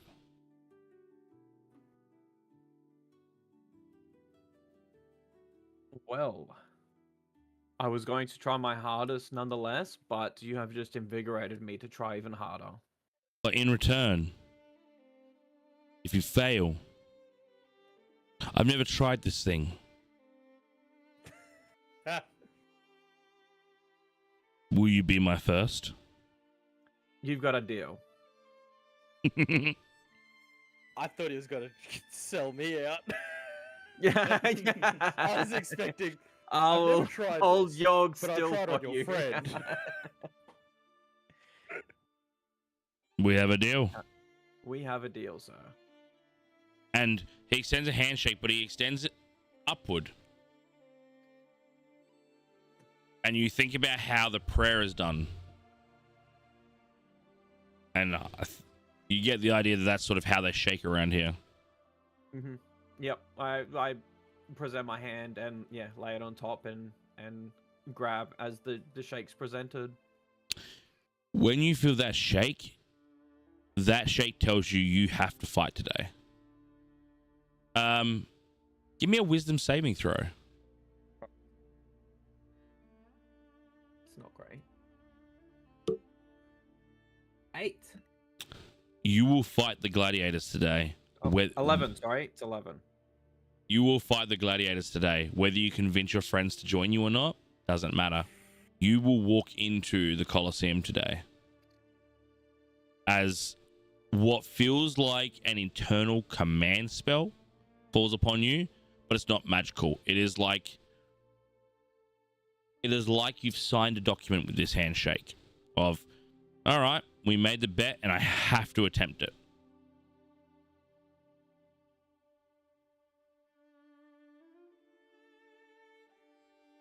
Well, it would appear that I will be fighting today, no matter what. Well, you've got yourself a fan.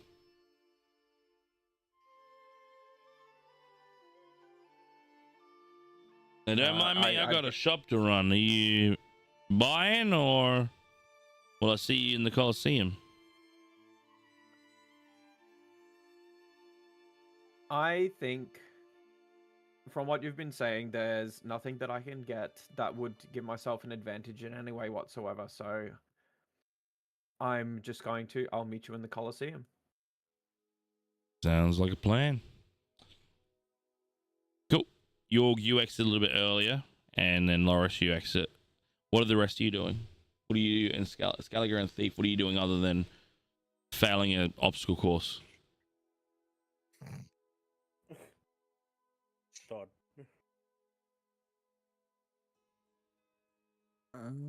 You wanna go?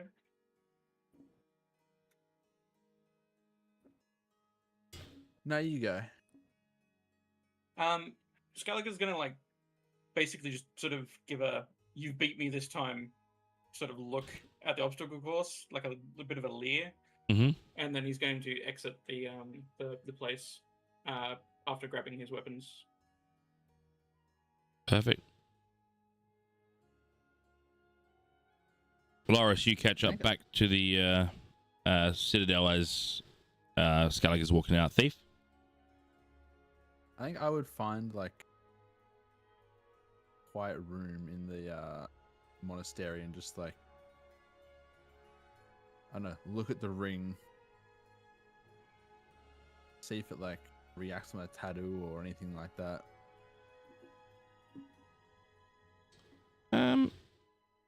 It doesn't react to your tattoo so much as that it just feels right to wear.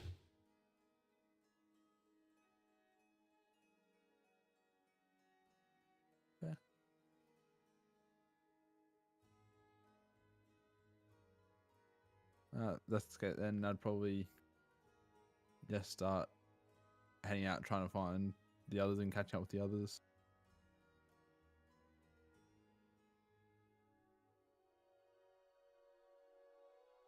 All right. I think at that point, after talking to the shopkeep and making the bet, Mm-hmm. I feel like an overwhelming surge of like wanting to overcome an obstacle that's in my way. All right, give me acrobatics with disadvantage. Oh, I didn't mean that. I meant my level up. Yeah. Oh, go, no, no, go. Fire away, fire away. Because feeling that invigoration, oh, where'd I go? Yes, yeah. That I feel like that's where my head would be. Like I've got like a newfound purpose, like for today, sort of. Well, for it's just sort of taken hold of me. I love it. What a great time to level up. Please, Loris, take your level up. Increase your max hit points and add any features, traits, or bonus that you're supposed to take as part of your level up. That's awesome.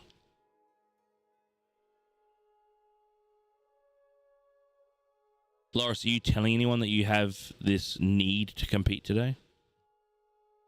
Yes, I am. I'm not so much gloating to everyone, but I am trying to persuade everyone that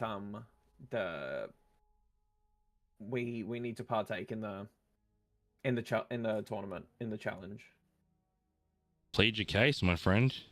You're walking people into what is seemed to be an attempt that would have been laughed upon by people of the locals. I am not needing convincing.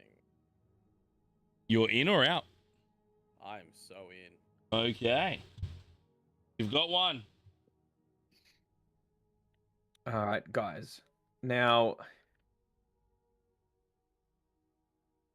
I don't know how much you endeavor to strive to prove yourself to this town. I know that we don't need to prove ourselves to anyone, but conquering an unconquerable mountain, surpassing the unsurpassable, I am going to be attempting to fight the champions today, and I urge you strongly to assist.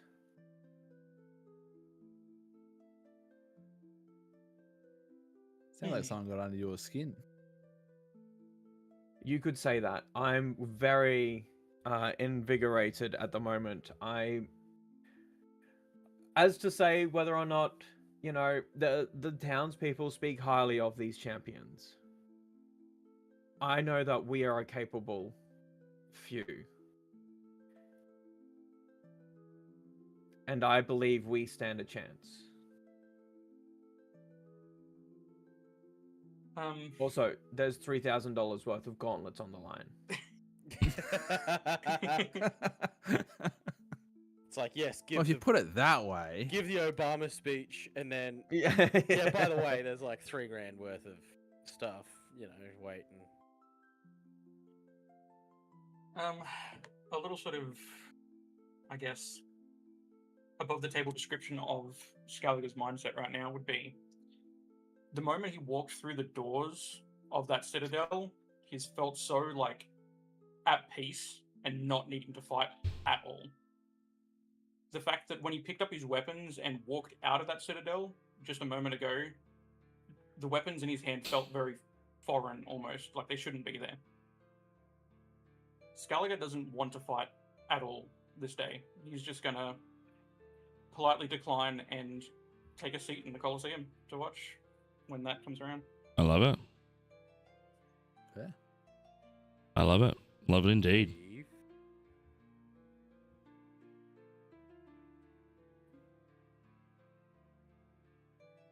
I'm on board. Good. All right, 3 or 4. Those are good numbers. 3 against 2. That usually sounds pretty good, right? Scaliger, is there any way I can tempt you? No, Scaliger is very locked into this decision.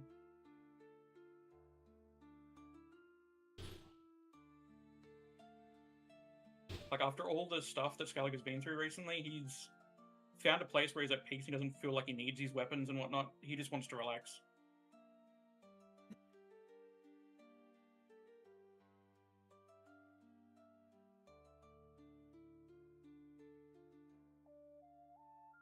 I mean, I can't manhandle you, so I'm not gonna fight. Are you I'm are you still in the Citadel? Me. All of you. No. I We're would just think you outside would. of it, right? Just out the front, I believe. Yeah, that's what I thought. Yeah. Loris, you feel like you want to keep pushing. There's this inner, like, again, your warrior ways. Like, we are fighting today, and I need you all. And then a hand touches your shoulder, and it's Crag. A warrior knows his strength when he can lay down the arms to rest, not for how hard he can swing.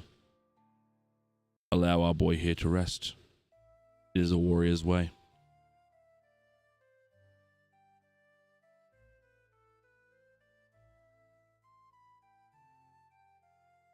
If there's no persuading you, I will not push any further. Skellige's gonna put his hand on Loris's shoulder and be like, sorry.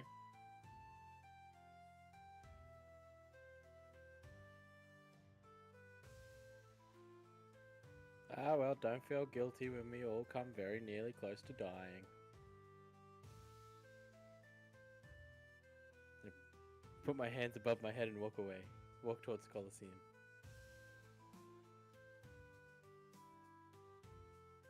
As you will sort of walk away, Crag just turns to you, Scalar, and just gives you a long bow.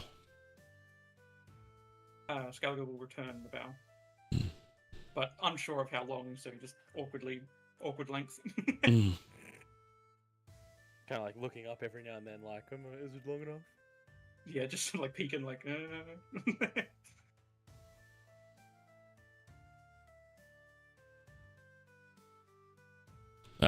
Crag sort of looks at you and just, young one, our civilization is based on the sacrifice of one dragon. There is nothing wrong with not willing to sacrifice yourself at every turn. Allow the earth to give back to you when it is needed. And turns and walks away.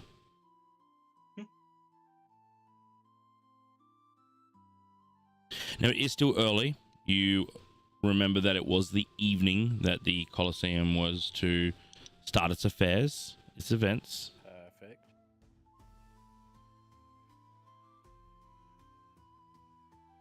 I'd like to do an hour-long ritual Okay. to warbond myself to my spear throw scimitar that I received from our Ooh. session.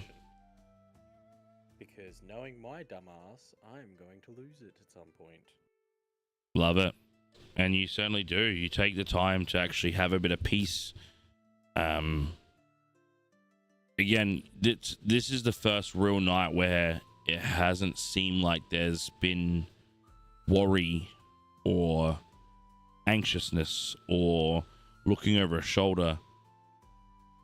You're at peace here. And you take the time to just be with your weapon. A weapon that has notched itself in your own past and will continue to notch itself in your future. And you do successfully warp onto your blade. Hot. Yes, it is.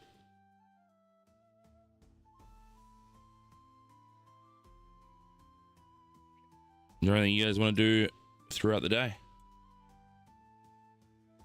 I think that's the only major thing that I wanted to do, so I'd go and find either Thief or Loris, whoever I found first, and just follow them the rest of the day. I think Skellige would want to like look around the place and just like the general area where people are sort of gathering and doing whatever. Yeah. and just look around and see what's happening, see what's there. Yeah, it's a very simple town. Like, a lot of people are sort of wandering around, making conversation together. The happenings of the town isn't anything of, any craziness or like everyone. Again, it's very community. You know, everyone's sort of taking their time to say hello, meet with the next person, check on what they've been doing. It's peaceful again. It's a very peaceful town, and the more you stay there, the more again you feel that at peace with whatever is the happenings in this town.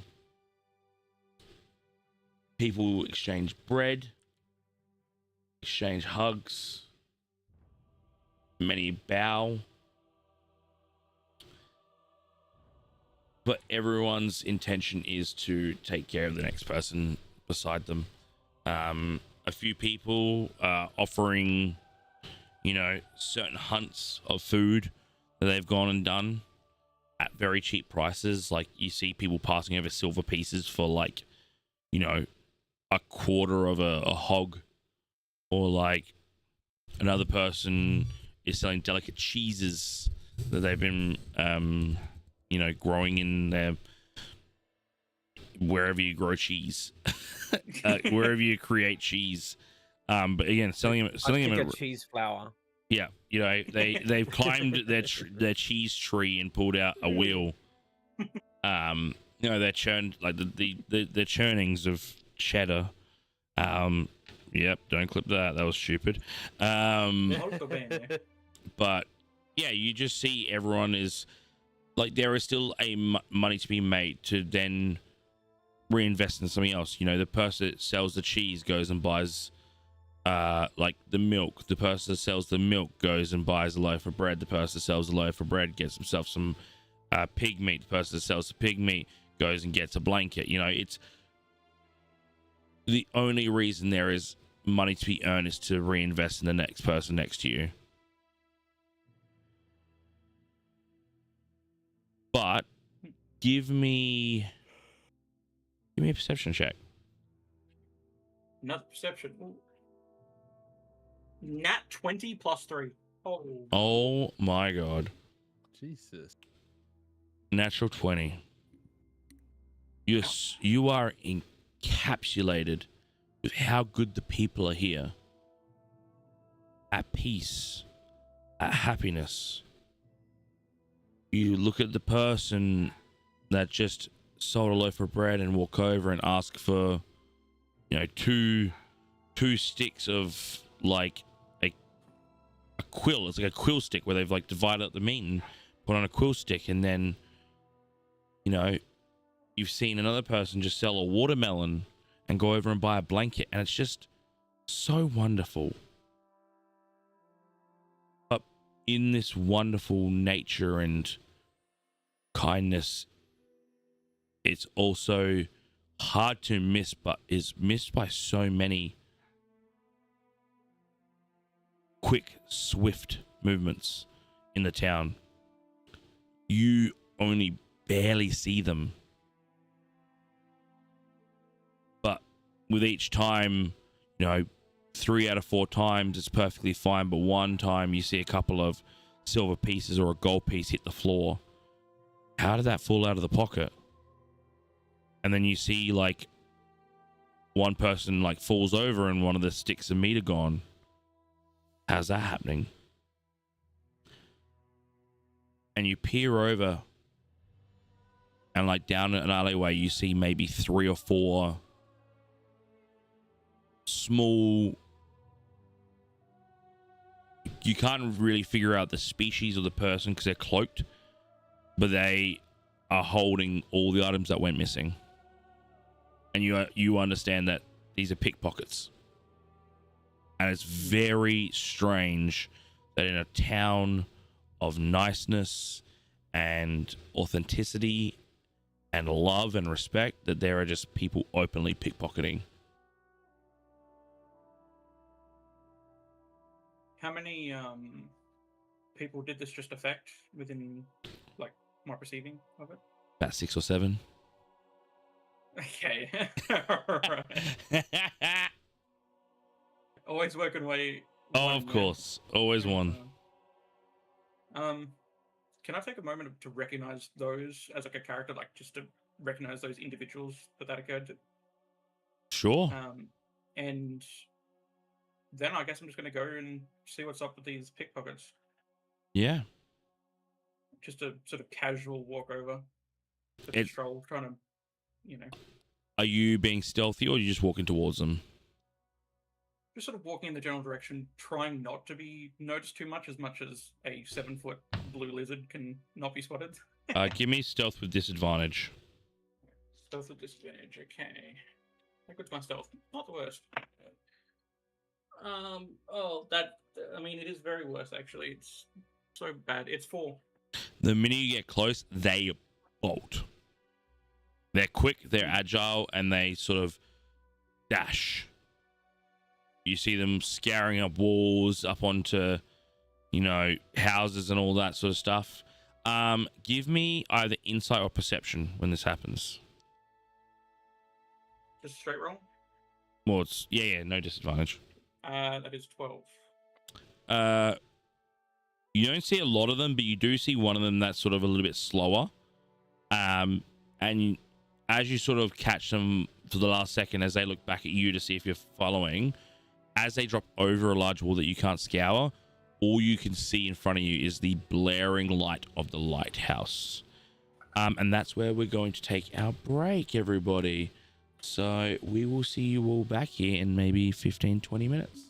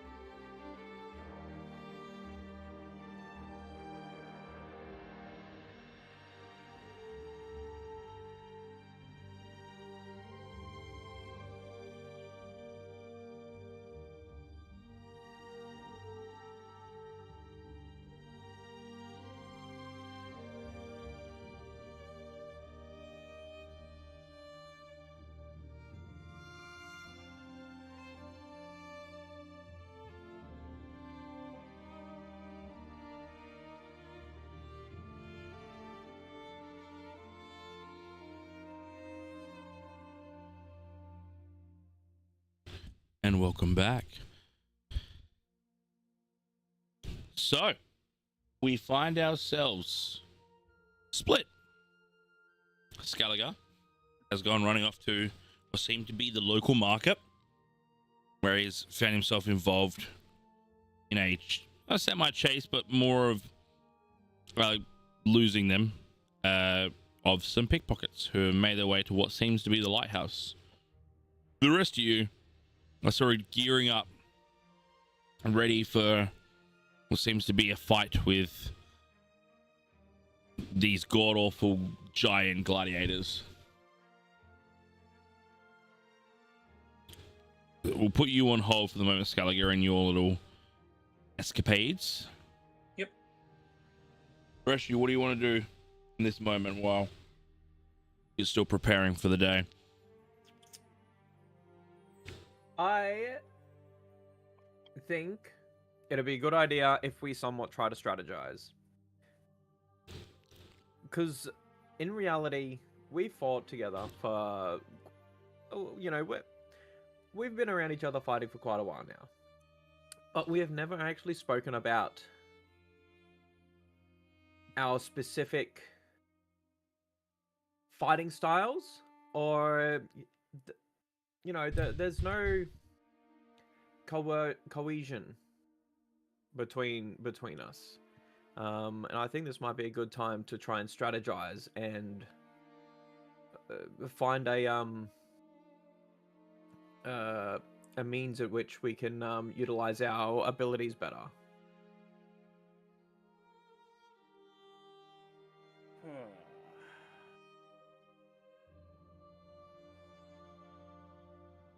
I agree, but I also feel like we need more information on our opponents, other than the fact that they are the champions.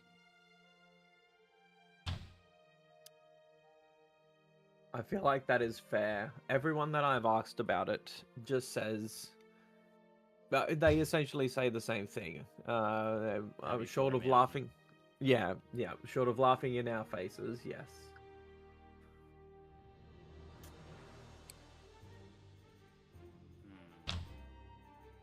So how suppose we try and find more information? Well, who do we think might know the most information about the fighters of the Colosseum? The people who are in the Colosseum? Probably the people that have lost previously. That's right, 'cause no one dies. I think that would work better. So yeah, I think we might spend a little bit of time asking around for other fighters of the Colosseum, previous challenges. Yeah, cool. So you guys basically want to try to see if you can get in touch with some of the old fighters. Give me are you like going to talk to guard? Are you going to the Colosseum? Like, what do you want to do to try to find them?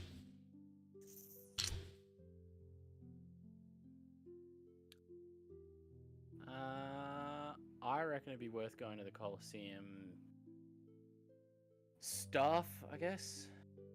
Sounds like they would have staff. The organizers of the Colosseum. Yeah. I think that's a good starting spot. If we go to the Colosseum itself, yeah. All right. So you sort of head in the way of the Colosseum. You see some patrolling guards. You see a few people that are sort of like moving in towards the area that look a bit more well dressed. Is probably the like a better way of putting it, instead of being like regal, with like stone and like parchment and quill.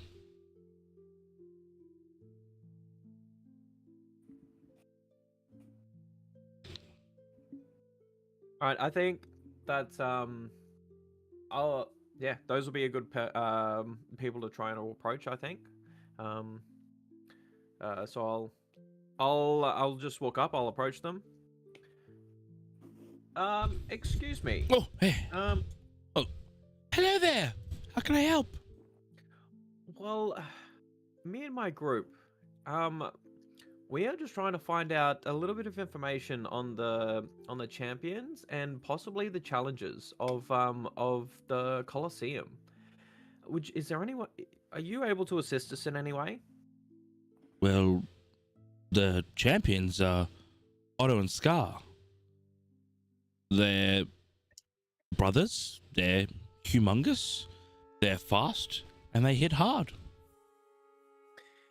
Yes, we have been told that. Do you happen to know any of the challengers that have fought them previously? Many. We've had Minotaur. We've had Bison Man. We've had Leonin. We've had rogues. We've had sorcerers. We've had swordsmen. We've had fencers. We've had hammer wielders. We've had any and everything you could imagine. Are you looking to compete? Yes, we are. Well, how many are you? At the moment, there's 3. Well, I've seen 6 go in and fail, so I hope you're veterans. We have been told that our numbers will not suffice. Numbers, so size, strength. Hopefully your skill is better. Because, that's what we're hoping. well, how long have you been fighting? I've been Where are you the fighting champion of? my whole life. Nearly 6 months.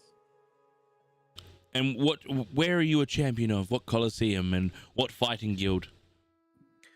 We're not a part of any fighting guild or champion Colosseum. Oh, so you're just gonna give it a go? You could say that. Wonderful.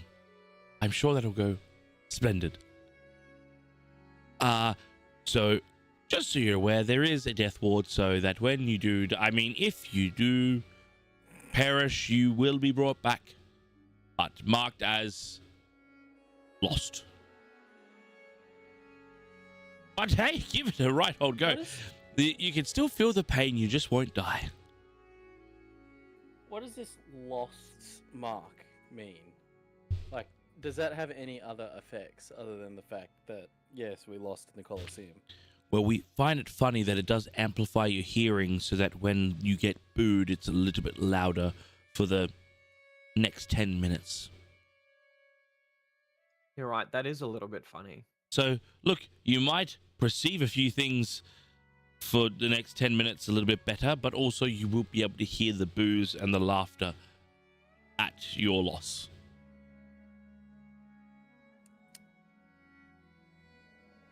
That's fair. It's I thought it was gonna be something quite a like time. You couldn't get into certain places or some Oh, silly no. thing like that. We always, on open fight night, we absolutely engage all sorts of warrior and group who want to try to beat our champions. Why would we prevent that? It's hilarious. It is one of the biggest entertainments of the town, other than obviously our own teachings and whatnot, and our theatre, and our mills and miles and mines, all of those. But this is a time for everyone to engage in a little bit of controlled destruction. And, well, we're not going to, at the end of the day, we're not going to consequence you for fighting. We'll just make it so you feel it a bit more, but you also be a little bit more perceptive leaving for the next 10 minutes afterwards.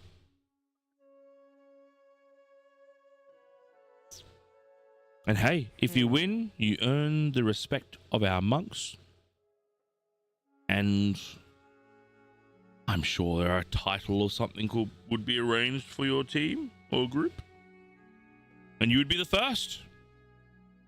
Do you know what kind of fighters they are? Like, what is their main weapon, I guess? I couldn't really think of the right word, I'm not gonna lie. Give me persuasion check. Persuasion is a... Where the hell is that? Ooh. Let's hope I roll good. That is a 15 total. Well, I can't give away too much because that'd be cheating. Well, they're brave, so I would be hesitant on trying to frighten them, and they're quite strong with a spear. The spear. Well, that rules out casters.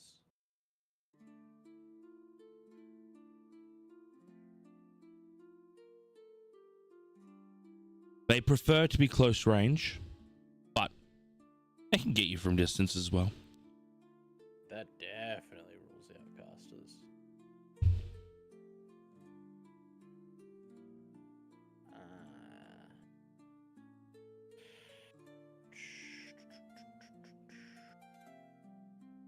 Would you be I'd able rather- to point us out anyone that has fought them previously, just so we can try and gauge, get a scale of what we are up against?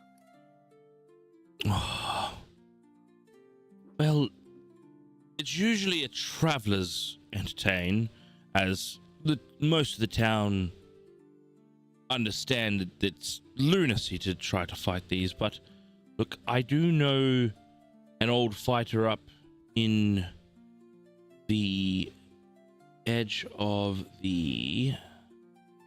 Give me a moment. Well, sweet Mother Teresa on the hood of a Mercedes-Benz! You sound like a majestic fucking eagle! I gotta figure out how to turn the alerts off, so that doesn't scare me. But Mr_Nat1, thanks for the follow. Just outside the Prolescus mines, there's a old retired fighter up there that I believe he was one of the first to go up against him. His name's Havard.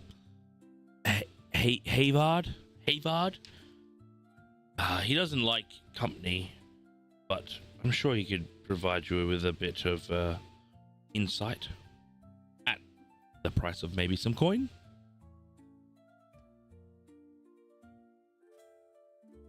Well, thank you very much. You've been very insightful. My pleasure. Is there anything else I can help with?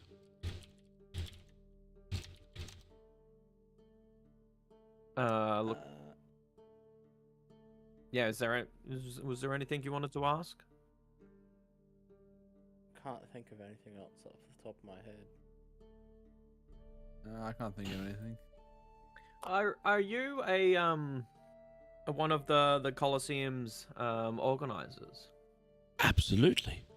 I'm the one that organizes the fights, the times, the cleanup, the entertainment. We don't just fight here. There's music, there's ballads and bards and all sorts.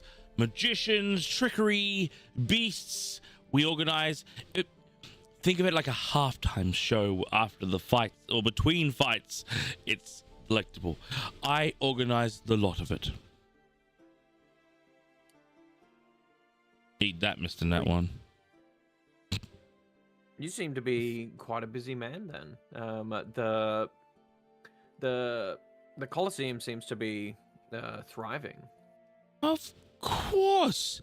Again, it is very hard to find entertainment in a place based on stillness and the earth. A tree shakes, the wind blows. Oh, so exciting. Have a little bloodshed, shall we? That's what gets me excited. And you say it's I've heard mostly travelers that do take the challenge. Well, when we first... Oh, sorry, I just bit my tongue. Ow. Chew that. Now that when we first established Hydespire as being this large mining town, and, you know, it wasn't just a small settlement or community. This is also an elven man, so you can see that there's a bit of age to this person. We had to build some form of entertainment. obviously the Shatterrock Council preferred not to indulge in such relinquishments like fighting or, you know, entertainment. The Earth was its own bounds of entertainment and or knowledge. But in saying that, some of the town grew a bit weary. As you've probably seen, there are some that practice and there are some that steer clear but still engage with the philosophies and the previous engagements of how the community began, if you get what I'm saying. But some of us did venture in, and after a great deal of convincing, the Shatterrock Council did allow for a bit of fun. And when we say bloodshed, I mean the entertainment of bloodshed being that of fighters. Again, they are monks. They're trained to be one with the earth and the wind, but fight with that knowledge. So bring the fight to the town, to practice, to engage, to see all lives and diversity in fighting. So we got the Colosseum, and obviously some of our champions. They've been around for a while, and everyone wanted to give it a go. And, you know, the Death Ward spell, it gave the ability to give anyone purpose and a try. And then people realized that it fucking hurts. It hurts to die. And these guys just kept killing. They don't mean to kill in the way that they enjoy the kill. They enjoy the showmanship. They enjoy the roars of the crowd saying, yes, they did it. The locals realized there was no hope. So we had to advertise. We have runners, we have pamphlets, we have sellers that travel all in the local areas to find best warriors to take on our gladiators, our champions, on these open fight nights for a little bit of entertainment. But it is going dry. It is so hard to find avid fighters that want to take on our champions and bring forth the entertainment this town needs. We're thinking of ideas. What can happen next? We've reached out to other entertainers, other organizers, and coming up with ideas and what can be next for the Colosseum. Because if the Colosseum runs dry, the town will go crazy. We can't just be the way of the rock and the wind and the water. Because at some point, it's fucking boring. Have you ever watched the water run for 3 days straight? We cannot, it's madness. Anything else you'd like? No. But thank you very much. Sorry, I didn't catch your name. It is Revol. Revol, I am Loris. It is a pleasure to meet you, and hopefully we can provide you enough entertainment that you are satisfied with our performance tonight. Well, I appreciate. I will jot down the names. What are we calling you, or are we just name by name? I pull the guys together. We've never actually thought of a group name. I think Scalagar needs to be a part of this one as well. That's probably fair. Yeah, if we we come up will with a name. just name ourselves individually for the present, but you've given us something to ponder about. Such a disappointing thing. I love it when from the crowds and the stairs and the chairs we hear the roar of a team's name. But I mean, for now we can be the Titty Trio. I punch. You see that you see that He writes Revola. it down anyway. No, you see Revola like goes to Ryan and goes, no, that will not do. If you find that you are inspired into a collective name, please come forth and let us know before the fight. Would you like an early fight or an late fight? ASAP, think- buddy. No, late. We want to gain as much information as we can. I want to get in there. Well, we'll pencil you in just before sundown. How many Perfect. hours does that give us? Figure I it out look yourself. up into the sun. And your eyes hurt. Yep. You've It's probably currently Ouchie o'clock. got like 3 hours. Hot. I can deal with that. Perfect. We're gonna hold you guys there. Scully, what are you doing? I would like to see if I can find those people that I witnessed get pickpocketed, and try to repay them with what I noticed they got stolen with. So, like that. Did you say there was a stick of food and stuff that some people lost? Yeah, look, you can definitely head back, and I'd say, give me insight or history just to think back. It's not a hard difficulty. Oh, it is with my history and insight, right? I'm gonna go with insight. That's an 8. Nate, whoever you can't replace the items that were stolen by, but the other thing is you realize when giving this to people that they didn't realize they'd been pickpocketed in the first place. So the people you do find, you offer, and you remember you offer them the items they had lost without them really knowing, unless you explain to them, hey, you were pickpocketed. No, it's just coming across like a kind gesture. Yeah. So you, with whoever you can itemize, you itemize. Otherwise, you basically just compensate them silver pieces. How much silver am I losing? Like no more than maybe 8 silver pieces.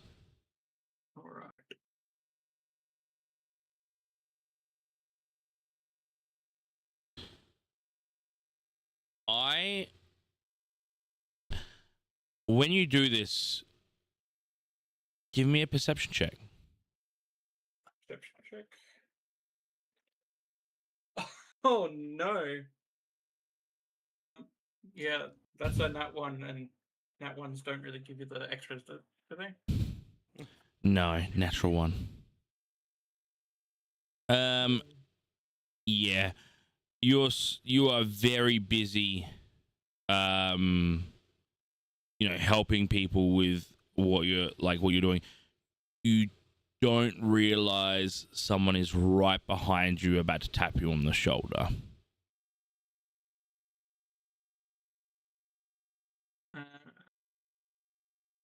Don't realize that. Okay. No. To a point of actually, you feel very free to just whip around. I've got a large tail. Does that do anything? I was literally about to say, your tail definitely would not make impact with anything if you were to turn very quickly. Okay, then I turn very quickly. Give me an unarmed strike. An unarmed strike. Okay. Yep. What is that? So 10 plus. So roll your d20 and add your strength and proficiency bonus. Okay, that is an 18 on that. Strength and proficiency bonus. Okay. Wait, where's the proficiency bonus on it? Did you say you rolled an 18 on the dice? On the dice, yeah. Yeah. Roll your damage. That is. What's the damage roll? 1d6 plus strength. Okay. Oh, excuse me. 7. 7. As you turn to go to the next stall to repay that person, the old woman that offered you milk or water is sent flying into a wall. No. She does her best to dodge it, but that tail is big and she is hit very hard. I'm going to rush immediately to help. Oh dear, it isn't the first time I've been launched across a room. That one was just, you have one big tail. You should Gallagher's see just the tail on the frantically front. apologizing. What is your name, boy? We hear Yorg say that. He's just like got an epiphany and he had to say it. What the fuck are you talking about? Yeah. Wait, what, did I Um, say something wrong? Wait, what did York say? Oh, yeah. I get it you see now. the one I on get the it. front. Yeah. Yeah. Yeah, I got you. Dick joke. I actually missed that one. Yeah. So I was like, wait, what was said? Yeah, I was like, I don't know what's happening, but they can have that. Well, when you're whispering into your own fucking ear. I am trying. Any who's it? yeah, Gallagher will say his full name. And why are you buying all these things for these people and repaying amounts that you didn't purchase anything?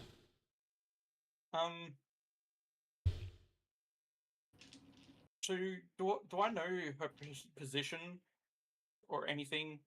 Like, I can't perceive that in any way, shape, or form. You Nope. just know she gave you milk and she was doing the parkour course. No, she gave What him water, What not I- milk. Get it right. You would give me an insight check. Insight check. Okie dokie. 5. She was an old woman that offered you water.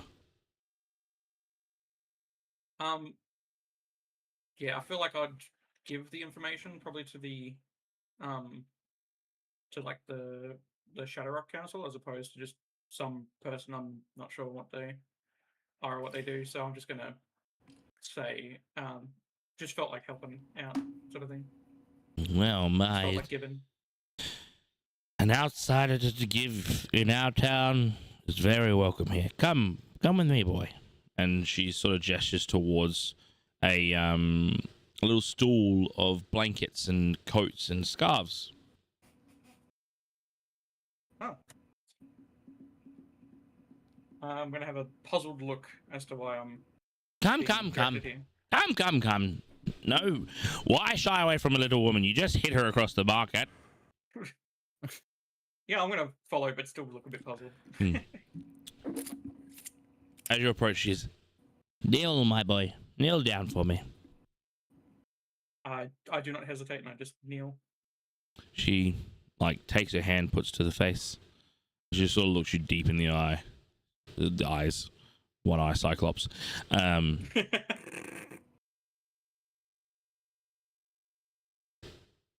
There is a piece to you here, my boy. A piece that can only be met by trouble prior.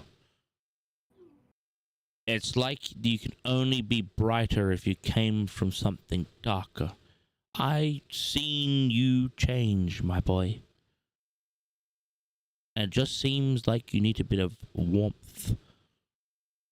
She goes back. She starts brushing through some things. She gets this long scarf. Now this scarf is what would be the best color that would work with your skin color?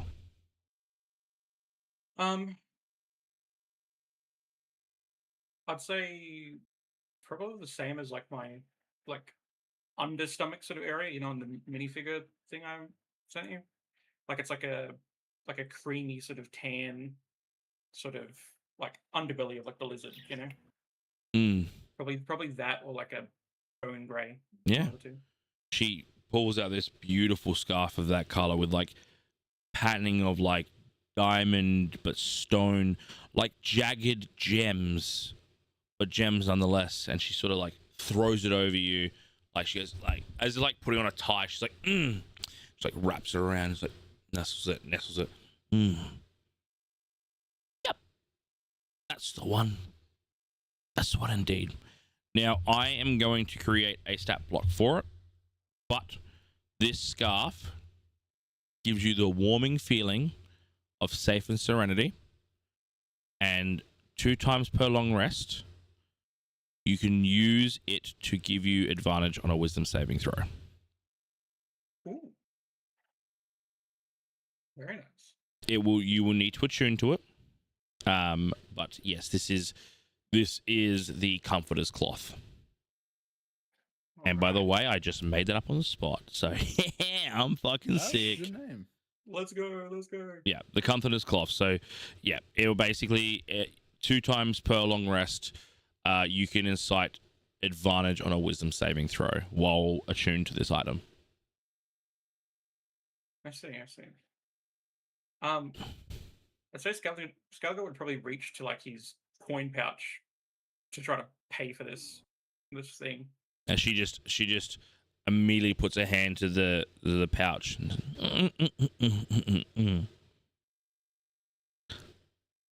You've shown a great warmth to our people.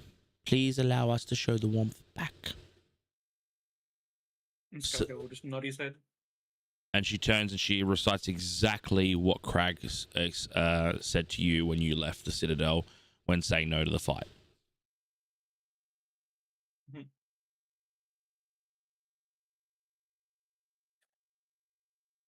He's gonna thank her.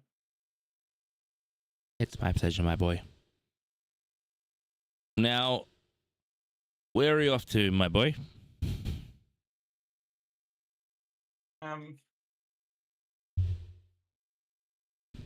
Scalgo would say he's just looking around, sightseeing the place. Well, if you need anything from the Shatterrock Council, I am one of the housekeepers, but also one of the protectors. Yeah, I know you did hit me across the market, but I am nimble and fast and should not be underestimated. But I am the longest standing housekeepers of the Shatterrock Citadel. If you need anything or want anything, please do not hesitate to ask. My name is Davina, and you can reach out at any time if you can find me. Scalgo would say, "Thank you very much, Davina. I shall go now." She just before you leave, she goes, and Scalaga, your friends might be in a bit of a pickle. If you can't lend a sword, lend a helping hand. And she just goes back to her cart.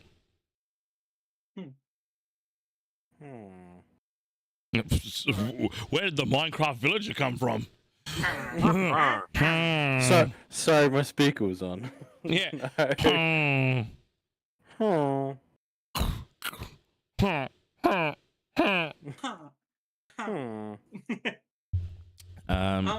Cool. Yeah.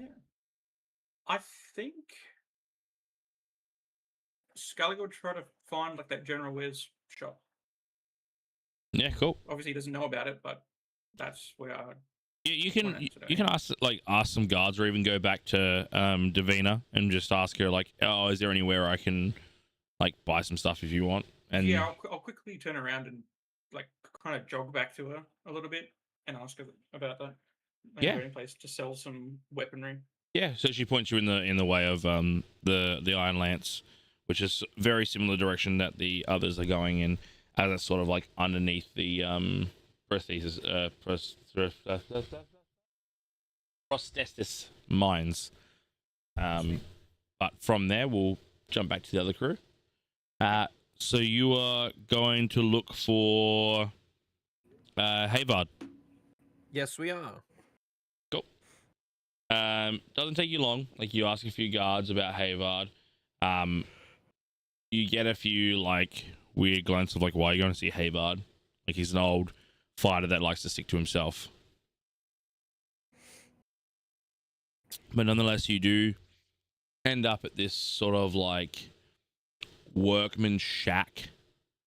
It's very quiet, very daunting, like cold energy come from the house.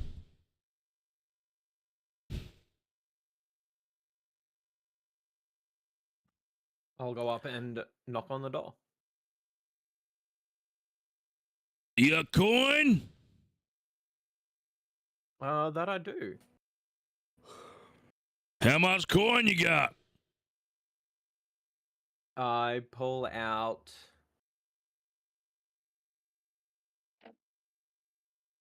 I've got 2 silver pieces loose. Leave it at the door and fuck off, or I'll come get you. I do not do that. Excuse me, Hayward. We just have a couple of questions, please. If you wouldn't mind humoring us briefly. We are wanting to take on the champions today. And I'll pull out 1 gold piece.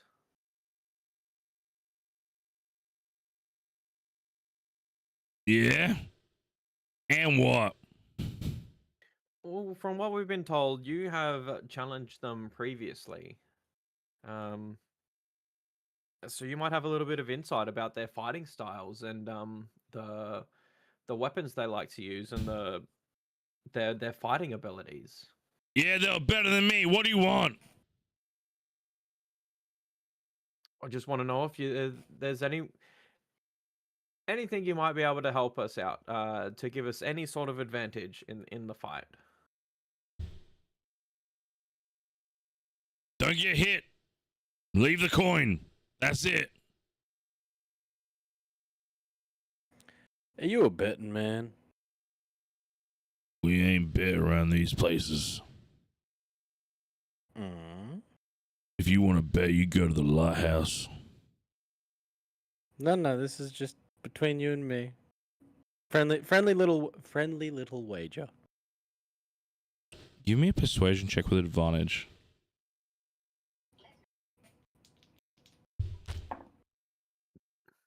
Persuasion.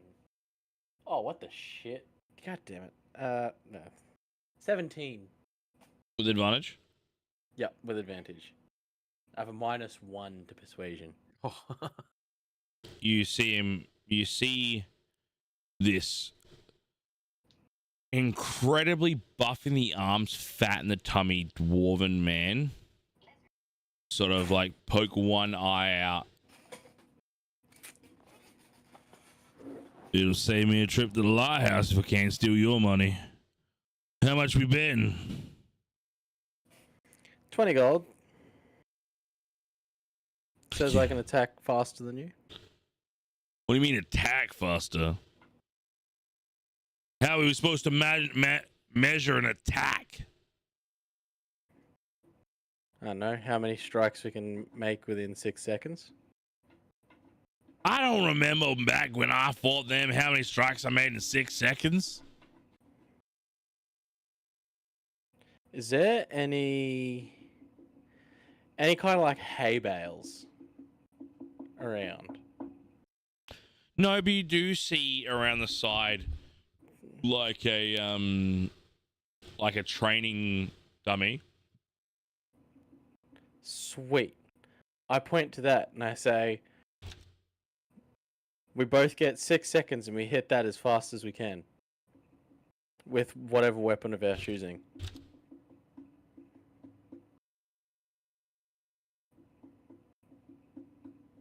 He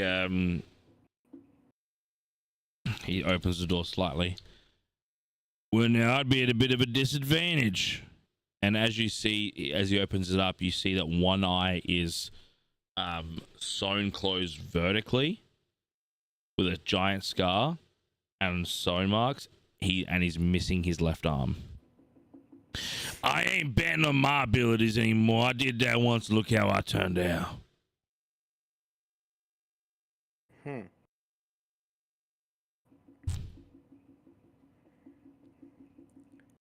Well, could you save us the same fate?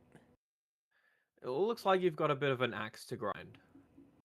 I've had many axes in my time.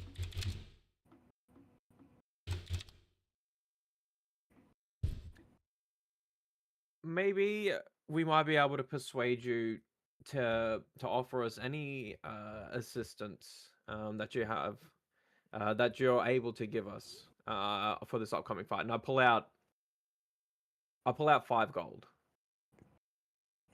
All we want is a little bit of knowledge that might help us in this upcoming fight. There ain't no knowledge.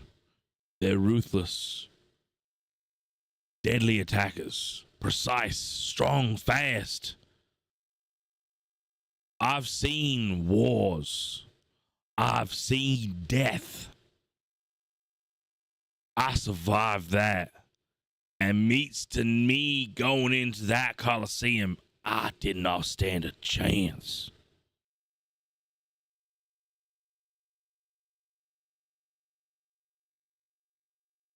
I cannot possibly offer you any knowledge.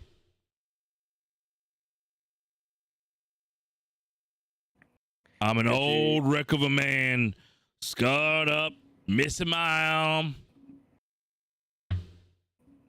I have no strategy. I'm useless. That's why I'm out here by myself doing nothing. Just leave me be. Leave me to wither into the earth just like I'm intended by the monks. Become the earth, be the earth, and be nothing more. Give me an insight check. Get both Jorg and Loris can both give it a go. I got 11. Okie dokie.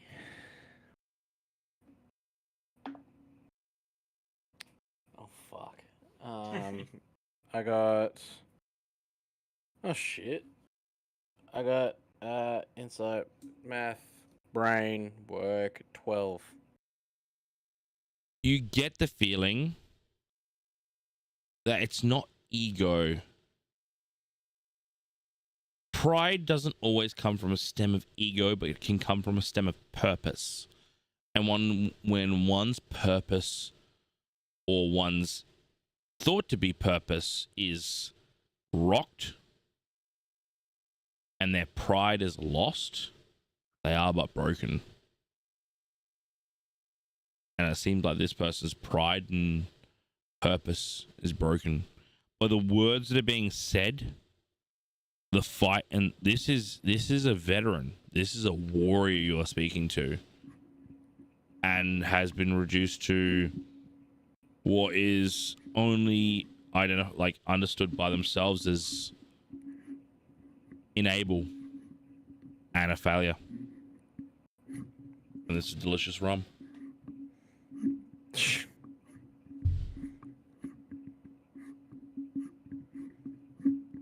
Is that you playing with the mic? Yep, sure is. Shit, sorry. Can you keep your adahada to yourself, please? My adahada. Yeah, I call it adahadoing. Like whenever I'm at work and someone's like, "What are you doing?" I'm like, "I'm adahadoing, bro. Back it off.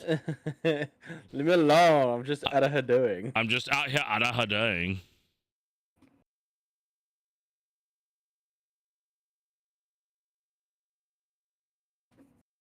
But that's what you get. You're inside 12. Loris, you get sort of the same thing. In your perspective, you're seeing what happens when an officer retires and doesn't quite know what to do with themselves. Not as much as like that failure perspective, but more of that, like, what do I do now? What can I do? This is all I'm good for.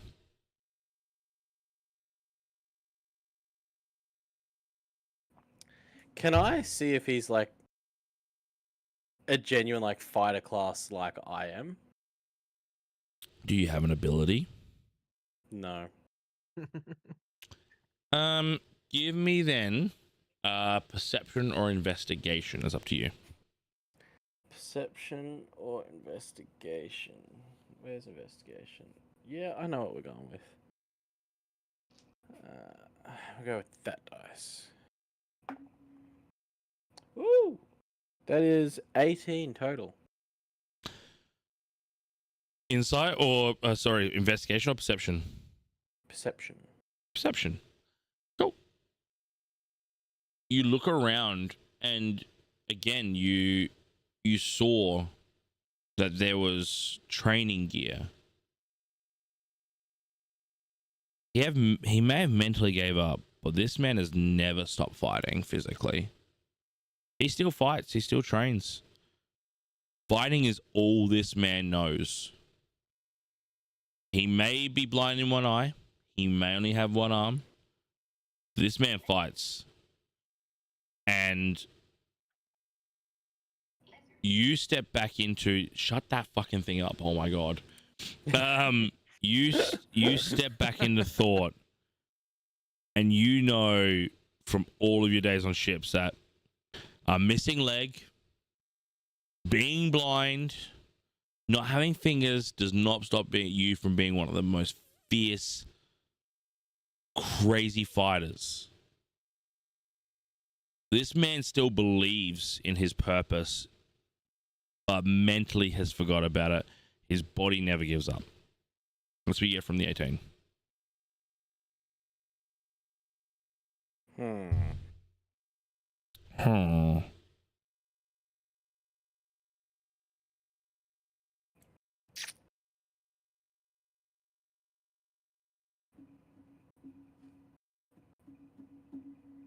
If there's anything else, get the fuck off my property.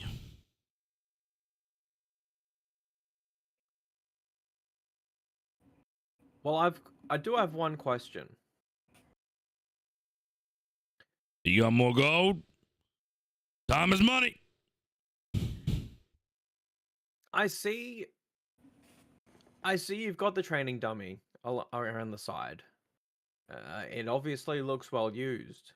You wouldn't. You don't know this. You haven't done the perception check. You don't have it like that.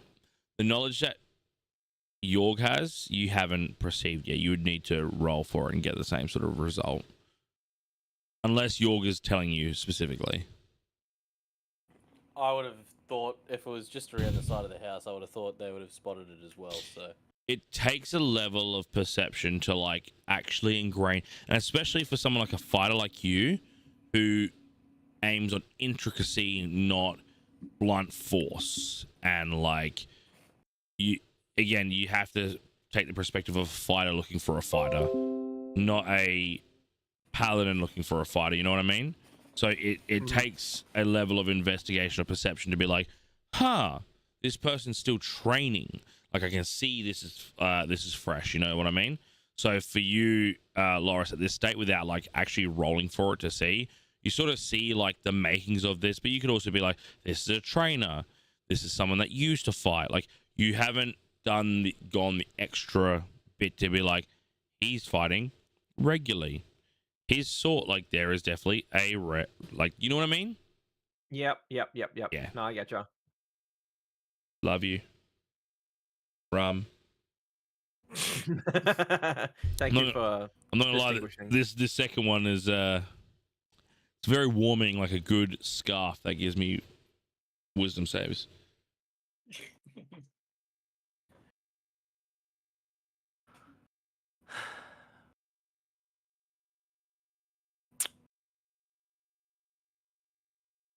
would an experienced, obviously, fighter like yourself like to pass on some knowledge for some gold?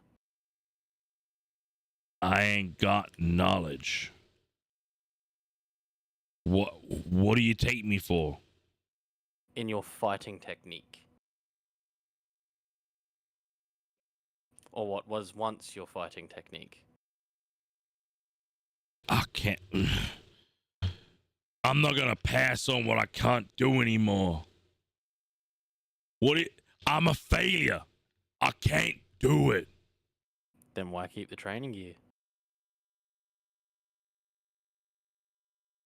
Give me an insight check.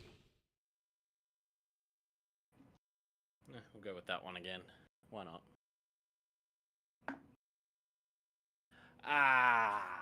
Yeah. Yeah, that's a 10. Hey, it wasn't a 1. I mean, there's a 1 in there.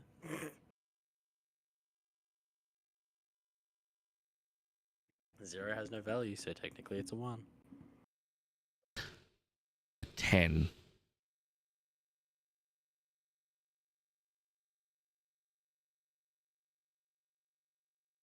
A 10.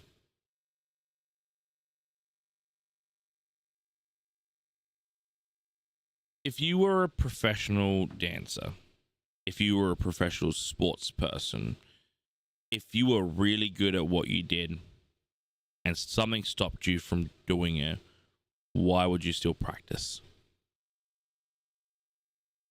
That's my question to you with a 10. If you're a dancer, huh?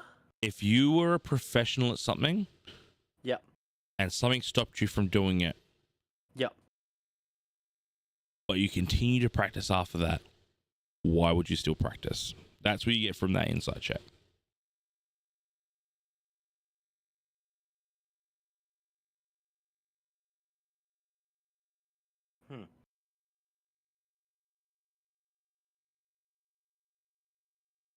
I don't know where to go from there. I feel dumb as fuck. Does anyone want to help him? Yes. Yeah. In what way? So, like,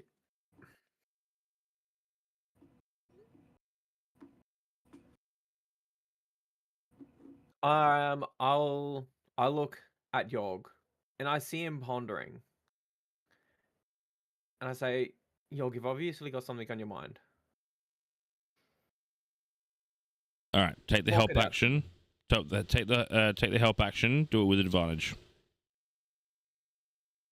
Do the insight check with advantage. Yeah, give me another roll. I'm not going to use that dice anymore. So use that one. You're looking for 14. Ooh. Ooh. Insight. Sound good. It's not a 1, I'll give you that. Insight's that's 6 total. All right. Still the same Have sort a of plus thing. 3 modifier. Still the same sort of thing.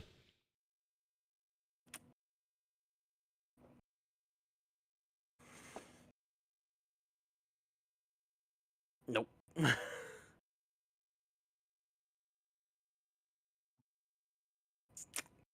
We'll give you one more try, but what we'll do is we'll do a history check to see if we can't get this, it's gonna be no good. That is a-okay. My own intelligence doesn't quite reflect Yorg's. Hmm. Wait, how is yours lower or higher? Higher. It's not hard to get higher than me, buddy. History. Oh, for fucking Christ. That's 8 total. 8.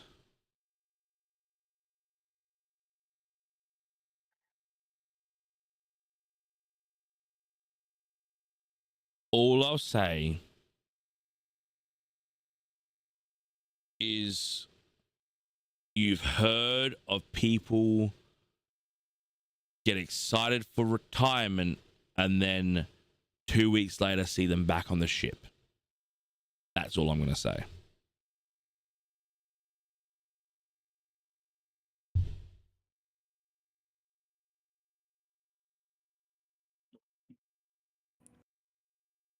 So he needs a purpose.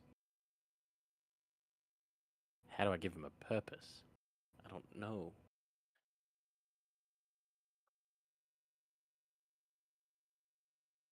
Loris, do you want to insight check him? Please. Roll insight. It's only 13. Yep, we've been going great. Same sort of thing you get. You've seen guards go, I'm 2 days out from retirement, retire, and a week later come back to the force. If that helps.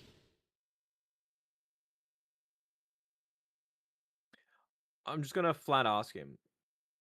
Do you still fight? By myself? No. No.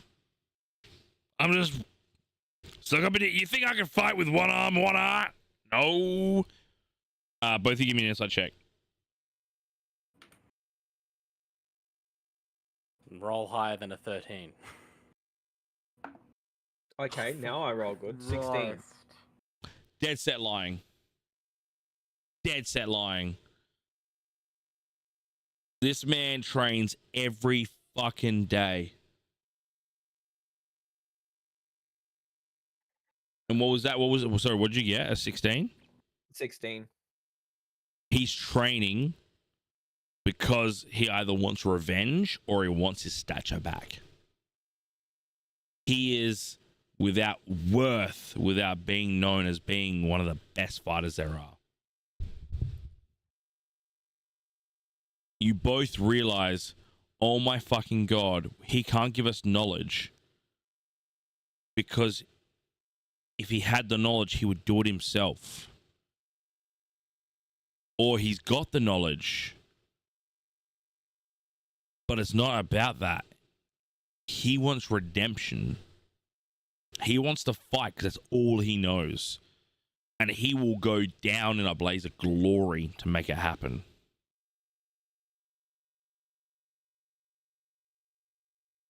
But on that,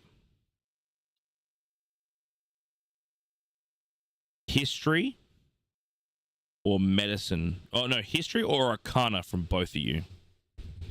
Up to you. Actually, Thief, you can even jump on arcana because you have seen his physical body. Oh, I that got a 13 is- in history. Oh Jesus Mm-hmm. Christ! I can't tell if fucking Thief got a good or a bad roll from the very hushed Jesus Christ. So I'm gonna say I got a Dirt- 6. okay. I'm gonna use my dirty 20 for a Arcana check. Arcana check. Okay. You've traveled a lot, Yorg, with many different people in your time. Mostly people that wield swords, wield cannons, but the odd magic person. You remember one captain. Thalazar. Very strong magic user. But he was very superstitious. That if he did not instigate a fight, death was to happen. And you remember one time you ran in, we're being attacked. And you saw that click in his head, and he cast a spell on himself. And you saw that man get teared limb to limb in front of you by mercenaries. There was a bounty on his head.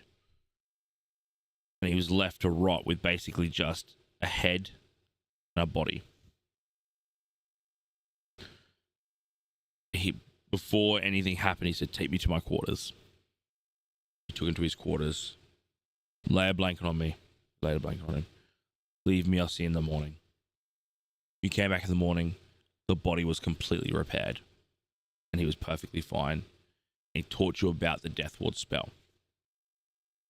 Now, in this world, the Death Ward spell protects you from death and any effects of it. You still feel the pain of what you went through,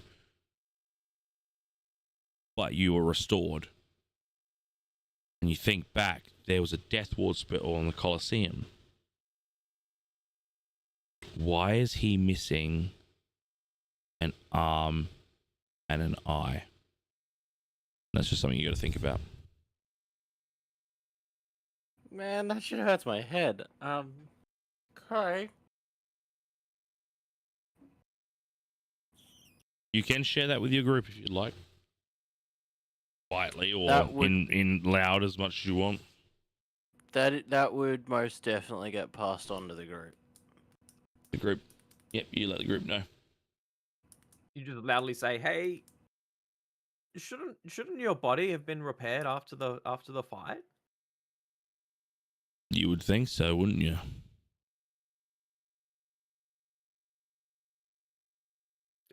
Do you know why it wasn't?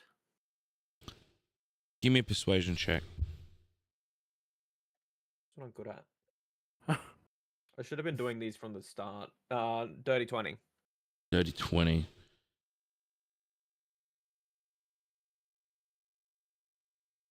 Look, all I can say is don't make enemies. In my youth, I was proud, I was strong. And look, I admit I would never win that fight. But they told me I was protected. They told me that nothing would happen to me. The fight, I didn't lose. The fight was called. I don't know why, but they stopped the fight. I was gonna win. Okay, I wasn't gonna win, but I had a chance. They threw in the towel. I ended up like this. I don't completely understand. I don't understand. I was So supposed to that's be what- protected. Never took effect because you didn't succumb to your injuries. Because they called the fight early. I don't know. I don't know. I was down and out. I should have been down and out. I don't know. But something... they've never called a fight before. But I was taken care of. Don't get me wrong. After the fight, the Shatterrocks they took care of me. But I didn't feel protected. I didn't feel protected.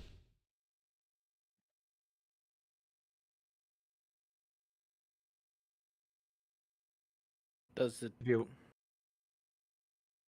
Have you ever asked any of the council members what happened?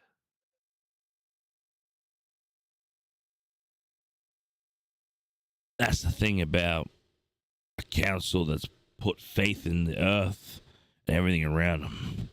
If they admit mistake, means the earth has made a mistake. The ground, the wind, the water. When it's in the elements of what control it and the absolutes, a mistake happens. How can you trust the absolutes? They would never barge on what happened. Ever.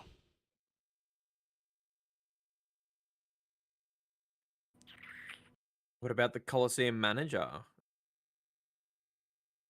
I never talked to them. They scheduled my fight. Both of them were real kind and they got me set up, sorted out. After that day, I never spoke to them.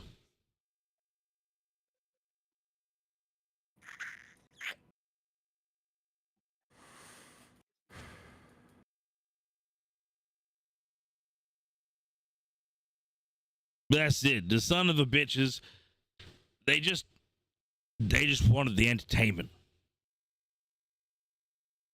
That's all they wanted.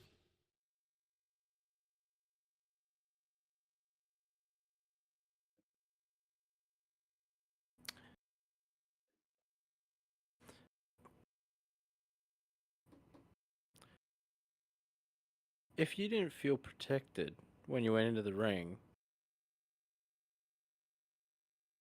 did you notice anything else? The crowd was loud, real loud right off the get-go. I could hear them. The boos, the they wanted me done. It was all about the champions. They were just so loud. So loud. Hey, thief. Can you detect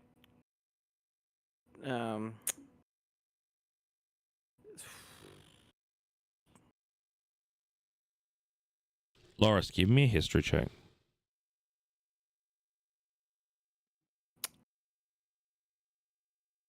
Nine. There's a lot going on in this conversation. It's really hard to partake on any information that would be viable in this situation that would help you get an understanding.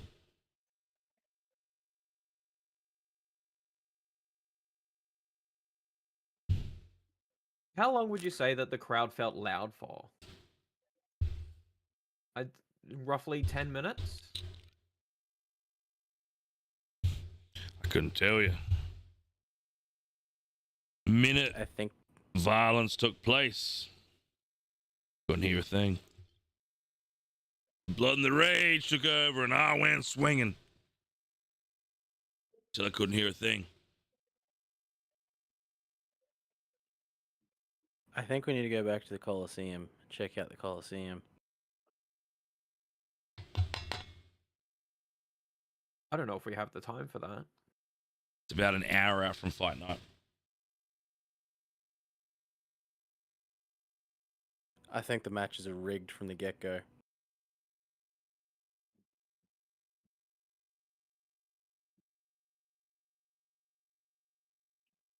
I don't know how it works or any of that crap, but I reckon they're rigged from the get-go to make the champions stay the champions.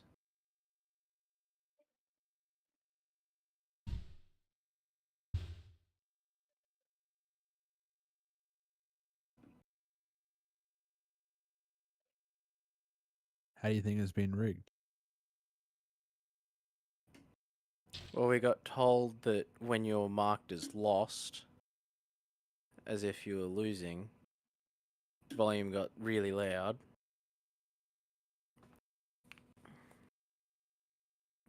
Like everything gets really loud for a bit. He said that it was loud right from the get-go, from like start of fight, which could mean that he was already marked from the minute he walked in. Now, look here. At the start of a match, there's a screening process.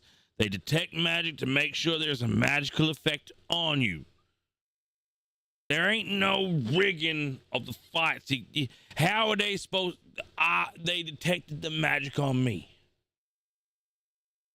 There is a process. I would never conspire against Hot Spy. There is a process to make sure that there is a magic on you. There is these two magics that pop out. They check you for magic. They detect it's on you. And if there's a magical effect on you, other than obviously your magical essences, you're all clear. I don't know. I hear stories of outsider fighters coming in, walking out with injuries, amputations. We're supposed to be protected, man. Supposed to be protected. I've seen the high guards of other cities.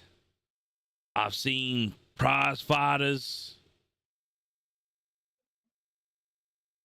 Heck, I seen dragon riders come forth. I only heard of a couple of instances where, you know, what was it? It was, he starts clicking.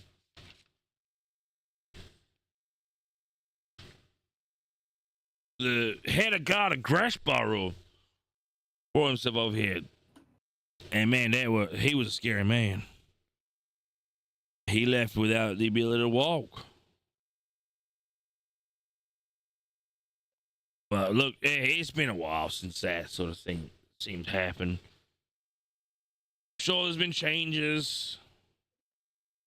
Things that roll through, roll down. Look, I don't know. You say that there was two that checked you for the magical effects. Do you happen to remember their names?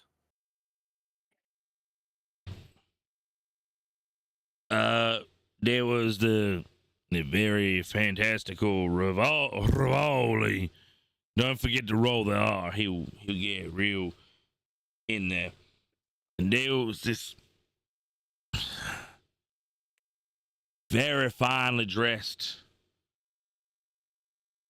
sincere humanoid figure. Screeve, I believe it is. Screeve, you say? Screeve, yeah, that's his name, Screeve.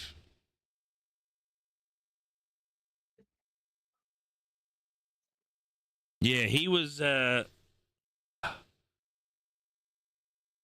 what was his job? He was sort of like the prep man, like makeup and costume, and he sort of did everything in the in the midst of everything. I know that Rivoli was very much the entertainment man, like the prep, the MC. He talked and and then Screeve was in the basement. He was getting us prepped for the fight.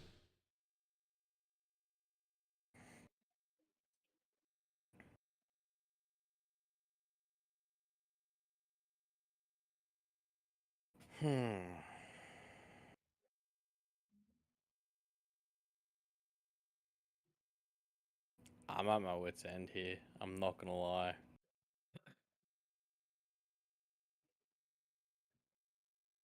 In what way? I got no He's idea. out of ideas. Oh. Obviously, you've prepared for battles previously. Did did S- did Screeve do anything that seemed unusual? No, he got us ready in the garments. He talked us through the times and made sure we were of health. He put the death ward on us. Well, I say us, but I was single-handedly fighting. I am a prayer man. I don't team up. He did. He put the ward on, and that was it. But you say after he gave blessed you with the ward, you didn't feel protected. Well, I mean, like when I was in there, I didn't get the feeling that I was as protected as what a death ward should feel like. But at the same time, I'm just a fighter, man. Am I supposed to know what a death ward feels like? No, I understand that. Yeah, that's it's a silly notion to know what the feeling of such a ward would be like.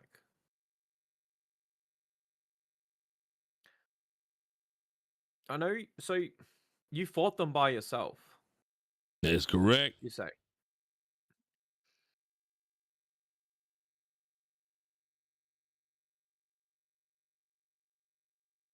And you say you're a proud fighter. You don't want to team up. You say you don't like teaming up. I could take them with one hand behind my back, but I ain't got the hand to put back there, do I?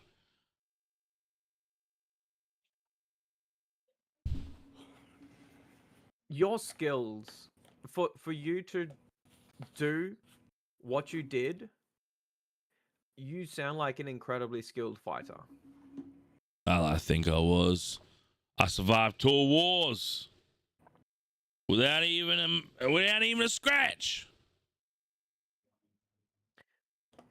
And for them to do what they've done, um, put you in this position where not only have have they affected your willingness to fight, but they've taken away your physical body as well, with the promise that it was protected. Yeah. I know you don't know us. We intend to take on the challenge today. Would you do us the honor of fighting with us? Give me a persuasion check. 17.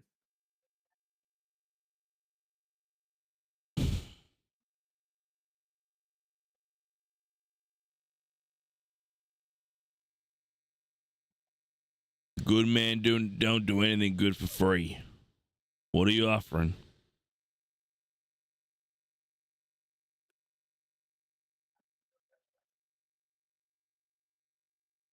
What would it take to get you in the ring?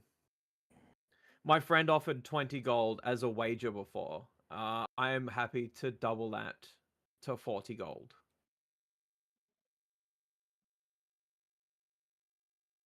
He looks back and just sees an old. What does he see? An old.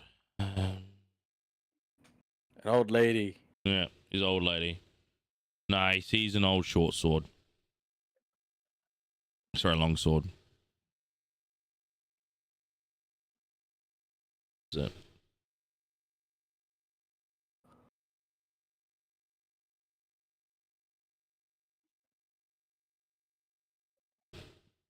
I can't see why this old dog can't get out there for another piece of gold.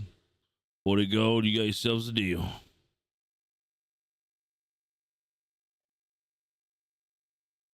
You, my good sir, have just made my day. I cannot say how. Can you just imagine the crowd when they see that this veteran fighter is picking up his sword again? I think this will be astounding.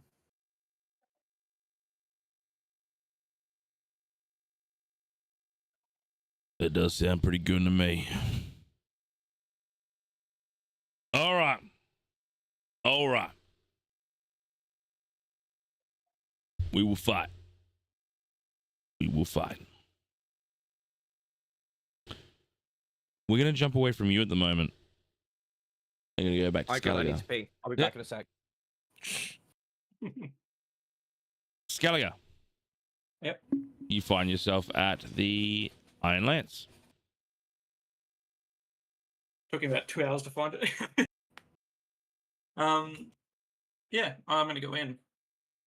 Cool. You walk in and you see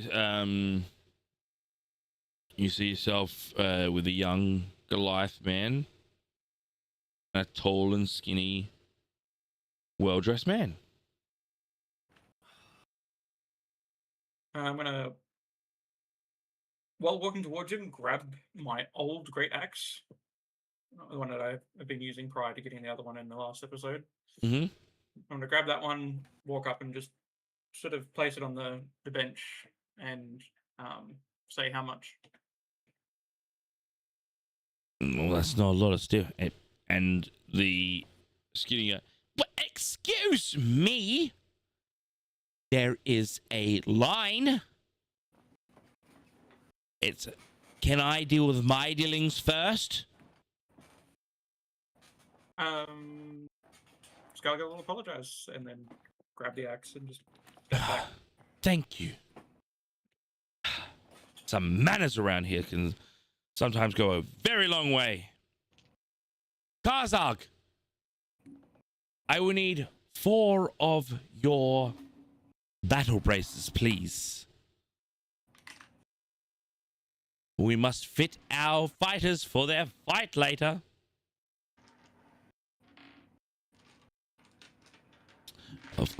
Of course, Master Screeve.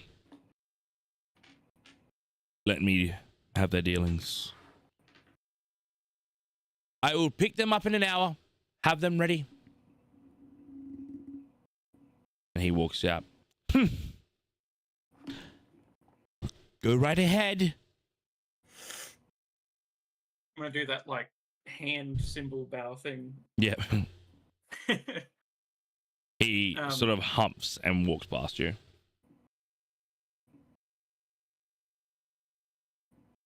I'm gonna do the exact same thing that I did when I walked in and say, "So, how much?" Well, bringing steel around these places ain't gonna pick you a good mount. Was this a great axe? Could probably go 10 gold pieces for you. We ain't got the means need for steel when we got a whole damn mountain full of it. Yeah, Skulker's just gonna take that offer. All right. No worries, no issues. Pass over a great axe and then, yeah, take your 10 gold.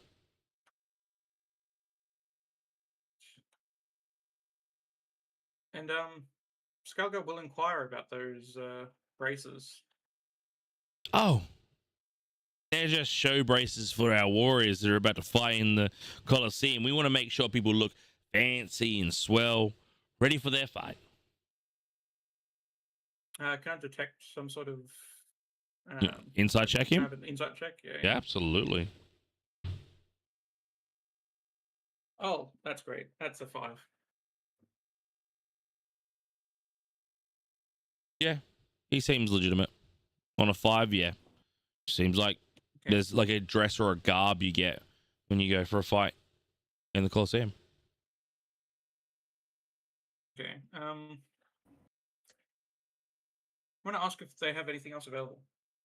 Oh, we got all your minor needs. We got crossbows. We got bolts. We got lots of stuff. We got minor utilities. We got potions. We got a bunch of magical items. What are you in the works for? Magical items. I hear you list through the stuff that was brought up previously. Mm-hmm. Okay. Is there any you need me specifically going through?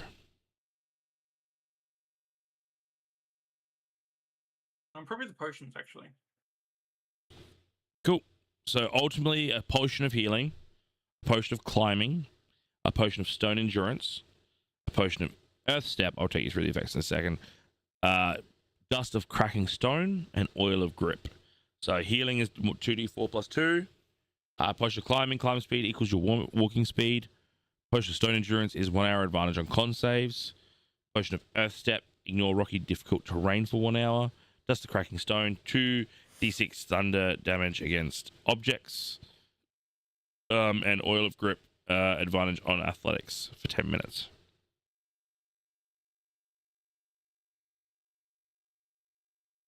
Okay, I think Scout was just gonna go. Yeah, nothing for me. And then walk out with his 10 gold. Well, pleasure doing business with you.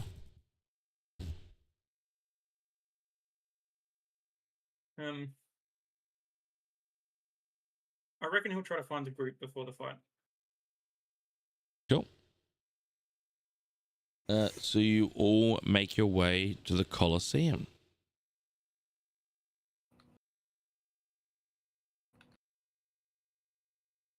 You've got about 30 minutes until your fight. Rivole is waiting out front.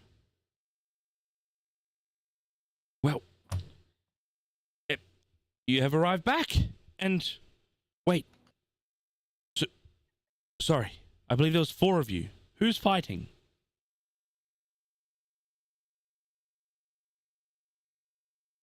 I'm fighting.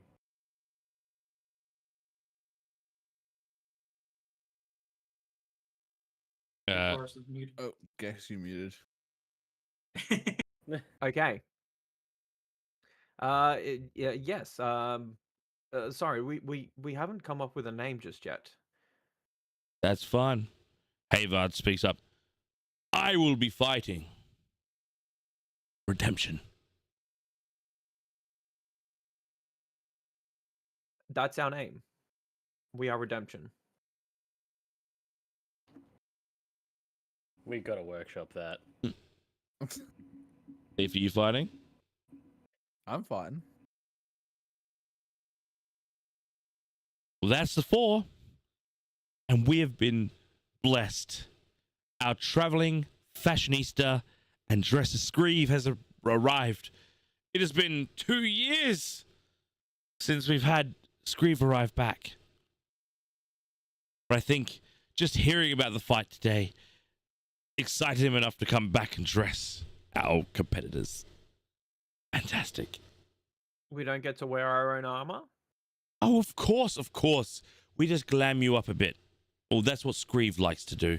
And supposedly it just provides such a glamorous exposition when it comes to the fight. I see. Very well.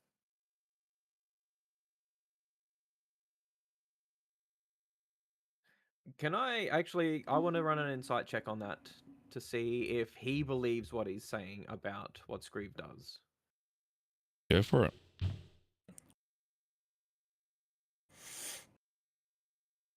$12. He believes it. Yep. Yep. He believes that's exactly what Screeve's job is.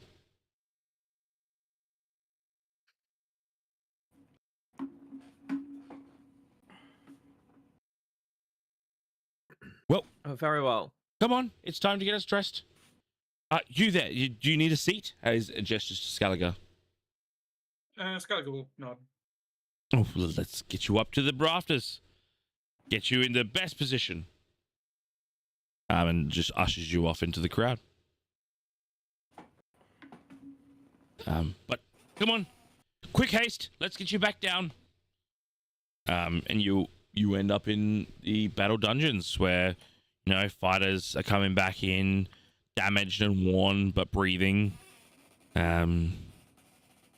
There's a bard out there singing songs about, you know, sleeping with their cousin, or it's a very weird chant about, you know, love doesn't have boundaries or something. Going out there and everyone's getting about it. This tall, skinny fella walks over. Well, you must be next round. That's fantastic. My name is Screeve. I will be your fashionista. I am to prep you for your fight. This is going to be exciting. It's been a while. Oh, it's good to see you again, Havard. I'm sorry about the last fight. I hope that I'm glad you're making your return. This is exciting for us. We've never had a return fighter before. Havard sort of like drops his head, but then sort of like picks himself up again. That's right. I am the first to return for a fight. And they will scream my name. And to the rest of you, good luck and fun. And he, now everyone line up. And he begins to cast a death ward on you all. All of you can give me an Arcana check if you want. Mm-hmm. Something feels Fuck. off. 5. How the fuck did the sorcerer get a 14. Because Arcana is an intelligence throw, not a charisma save. Not a charisma throw. You're going to natural 1. Yes.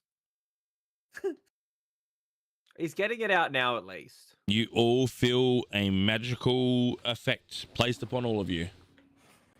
You all feel something magical on you. I got a nat 1. Oh, I figured. And then the braces are all fitted too. Well, what a lovely time. Go on and get out there. Have fun. You are loaded into... You are all loaded into this rising platform. He leaves. The platform rises. And you are now locked into the Colosseum. Give me a second Arcana check. You rolled really badly on the first one, so there was a delay on checking again when the braces went on. 14. I got an 18. Again. Arcana check, 18. Double 18s. Loris, you feel fine. Nothing's changed. The other two, the minute these braces went on and locked into place, whatever protection you felt like you were feeling prior, you ain't feeling so protected anymore. You all walk in. Wait, let me check this. No, he has no idea. You walk into the Colosseum. You gaze around. You haven't seen your opponents yet. I want everyone to make a perception check, including Scaliger.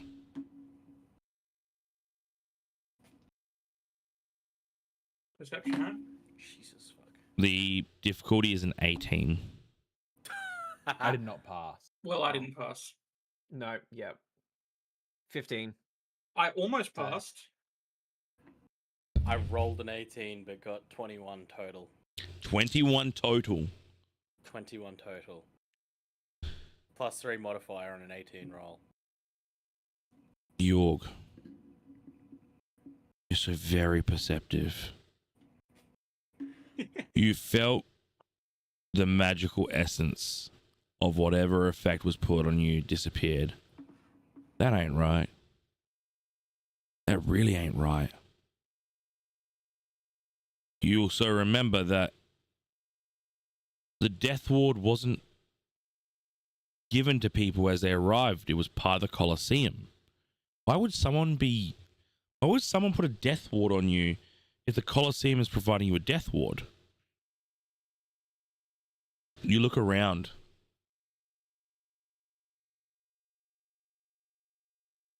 You see through the crowd, and there's so many people watching. A few people sort of bouncing in and out, talking to people, quietly shuffling.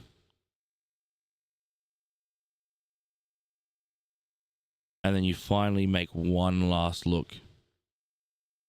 You see Screeve.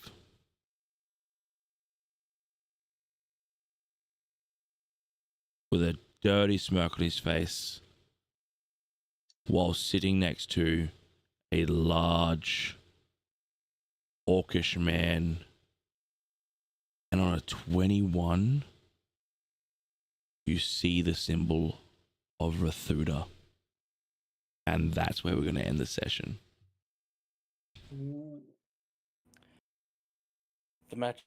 I want to thank everyone for being here for tonight's episode. It has been an absolute pleasure. We'll be back here in 3 weeks to see how the Battle of the Colosseum goes. But until then, we'll see you in the next one. And as always, love, peace, and burgeries.